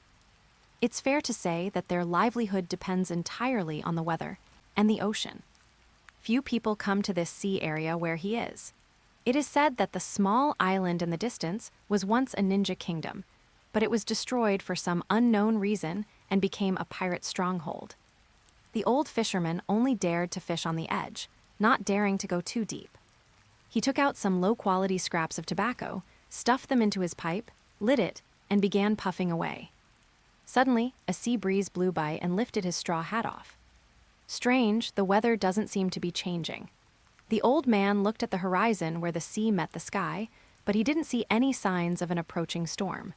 The sky was sunny, the sea was calm, and a flock of seagulls were flying in the distance. But suddenly, the old man saw the seagulls panic and scatter, as if they had seen something terrifying. The old man sensed something was wrong, stood up from the boat, and looked around. Next moment, the sight of two enormous creatures fighting on a small island in the distance shocked the old man, who had never left the land of waves in his entire life, so much so that he dropped his pipe. Slamla! A surging wave crashed in from the direction where the two monsters were fighting. The old man gripped the gunwale tightly with one hand and pulled up the fishing net with the other. Even though the fishing boat could capsize at any moment in the waves, he dared not let go. After experiencing a series of dangers and finally returning to the land of waves, the old man seemed to have gone mad. He was completely distraught and told everyone he met that he had witnessed a battle between a god and a fox demon. Some busybodies asked him with a smile about the specific details and location, but the old man looked flustered and claimed that he dared not reveal it for fear of being punished by the gods. This caused passers-by to burst into laughter. The small island where Wacha village is located. After a fierce battle, the entire island was destroyed and shattered. The island's forests were mostly destroyed, and several deep, grotesque craters remained on the ground. The ruins of the former Wacha village were also completely destroyed in this battle. On the beach, bathed in the golden light of the setting sun, Uchiha Hikaru sat with his legs drawn up, under a large tree that had not yet been blown down, staring blankly at the setting sun sinking into the sea. Beside her, Menma lay sprawled on the beach, stretching out her limbs as the twilight enveloped her. Uchiha Hikaru brushed aside his long hair, which was ruffled by the sea breeze, and his black pupils reflected the boy's silhouette. His face was full of curiosity. "Your power far surpasses mine. It's enough to destroy the entire ninja world, so why do you still need my power?" The battle lasted all day. The joints of the body, which had been sealed and bound for hundreds of years, were stretched, and the pent-up frustration and dark negative emotions that had been sealed for hundreds of years were released. I felt incredibly refreshed. This power is far from being able to overwhelm the ninja world. Menma put his hands behind his head. He knew all too well just how many powerful figures there were in this ninja world. He could overpower the Reikage duo, but Nagato of Akatsuki, Abaido with Kamui, and Madara Uchiha, who left a backup plan, all posed threats to him. As for the mere Uchiha Itachi, Menma has prepared a big gift for him on the night of the clan massacre. My enemies are not just the ninja world. Menma looked up at the bright moon that had already appeared on the horizon. They come from above the dome. And why destroy the ninja world? Menma turned his head to look at the girl beside him, the unique fragrance of a young girl wafting into his nostrils, making his heart itch. This time, it was Uchiha Hikaru's turn to show confusion. Didn't you want to destroy the ninja world? For Uchiha Hikaru, who had never received a formal education and was raised as a weapon of war at a young age, power was meant for destruction, for annihilation. Menma sat up on the beach and said seriously to Uchiha Hikaru, "What I want to destroy are more than 20 countries, including the 5 great nations and their ninja villages. My goal is to establish a completely new nation where ninjas and ordinary people live together, eliminating class and discrimination. Then I will destroy more than 20 countries, including the 5 great nations, and unify the ninja world. Without other countries, there will be no more wars between humans. The power of ninjas will no longer be used only for killing, but for construction and development. People can live and work in peace and contentment, and children can receive a better education and grow up safely and happily, unlike in the warring states period and now, when children are sent to the battlefield as killing tools at the age of a few. To the ninjas and nobles of this era, I am indeed destroying their world, but I will create a completely new era. An era in which everyone can walk in the sunlight, free from war and man-made disasters. To build such a new era, my strength alone is far from enough. So I am looking for people who agree with my ideas and recruiting some subordinates who are willing to follow me. So I need you." Menma stood up from the beach and extended his hand to Uchiha Hikaru. "Let me introduce myself again. My name is Whirlpool Menma." The setting sun gilded Menma's outline. Uchiha Hikaru looked up at the boy standing in front of him and the hand, his cheeks flushing slightly. They need me. She had never felt so needed and valued before. Moreover, the feeling Menma gave her was different from that of the Uchiha clan members who feared her power, but also used it. He truly saw me as a companion and friend, valued my feelings, and was willing to sit with me and watch the sunset together. Thinking of his clansmen who had imprisoned him and used him as a weapon of war, Uchiha Hikaru lowered his head slightly, his heart heavy, and said, "I have no name." My clansmen all call me Nameless. You have a name. Menma's gentle yet firm words startled Uchiha Hikaru, who then looked up at the boy in front of him. I know, your name is Uchiha Hikaru. Menma whispered the almost forgotten name. Hikaru, Hikari Uchiha's deepest memories were awakened, and the blurry faces of her parents appeared in her mind. The words her parents wrote when they named her have echoed in her ears for hundreds of years. I hope she can emerge from the darkness and walk into the light. Why did you know? As she recalled her parents' appearances, 2 streams of tears suddenly fell from Uchiha Hikaru's eyes. The ninja world holds no secrets for me. Menma's hand remained in front of the weeping girl. Uchiha Hikaru wiped away her tears, her hands trembling as she reached out and tightly grasped Menma's hands. Then Menma firmly pulled him up. Hello, my name is Uchiha Hikaru. Uchiha Hikaru stood in front of Menma, a smile blooming on his face, tears still clinging to his eyelashes. The sea breeze carries her vow. Even if you become an enemy of the entire ninja world, I will always stand by your side. End of this chapter. All right, legends, that's it for today. If you're ready for the next chapter, smash that like button and flood the comments right now. Remember, we've got 3 days to prove this story needs to continue. Subscribe so you don't miss the drop, and I'll meet you in the next audiobook.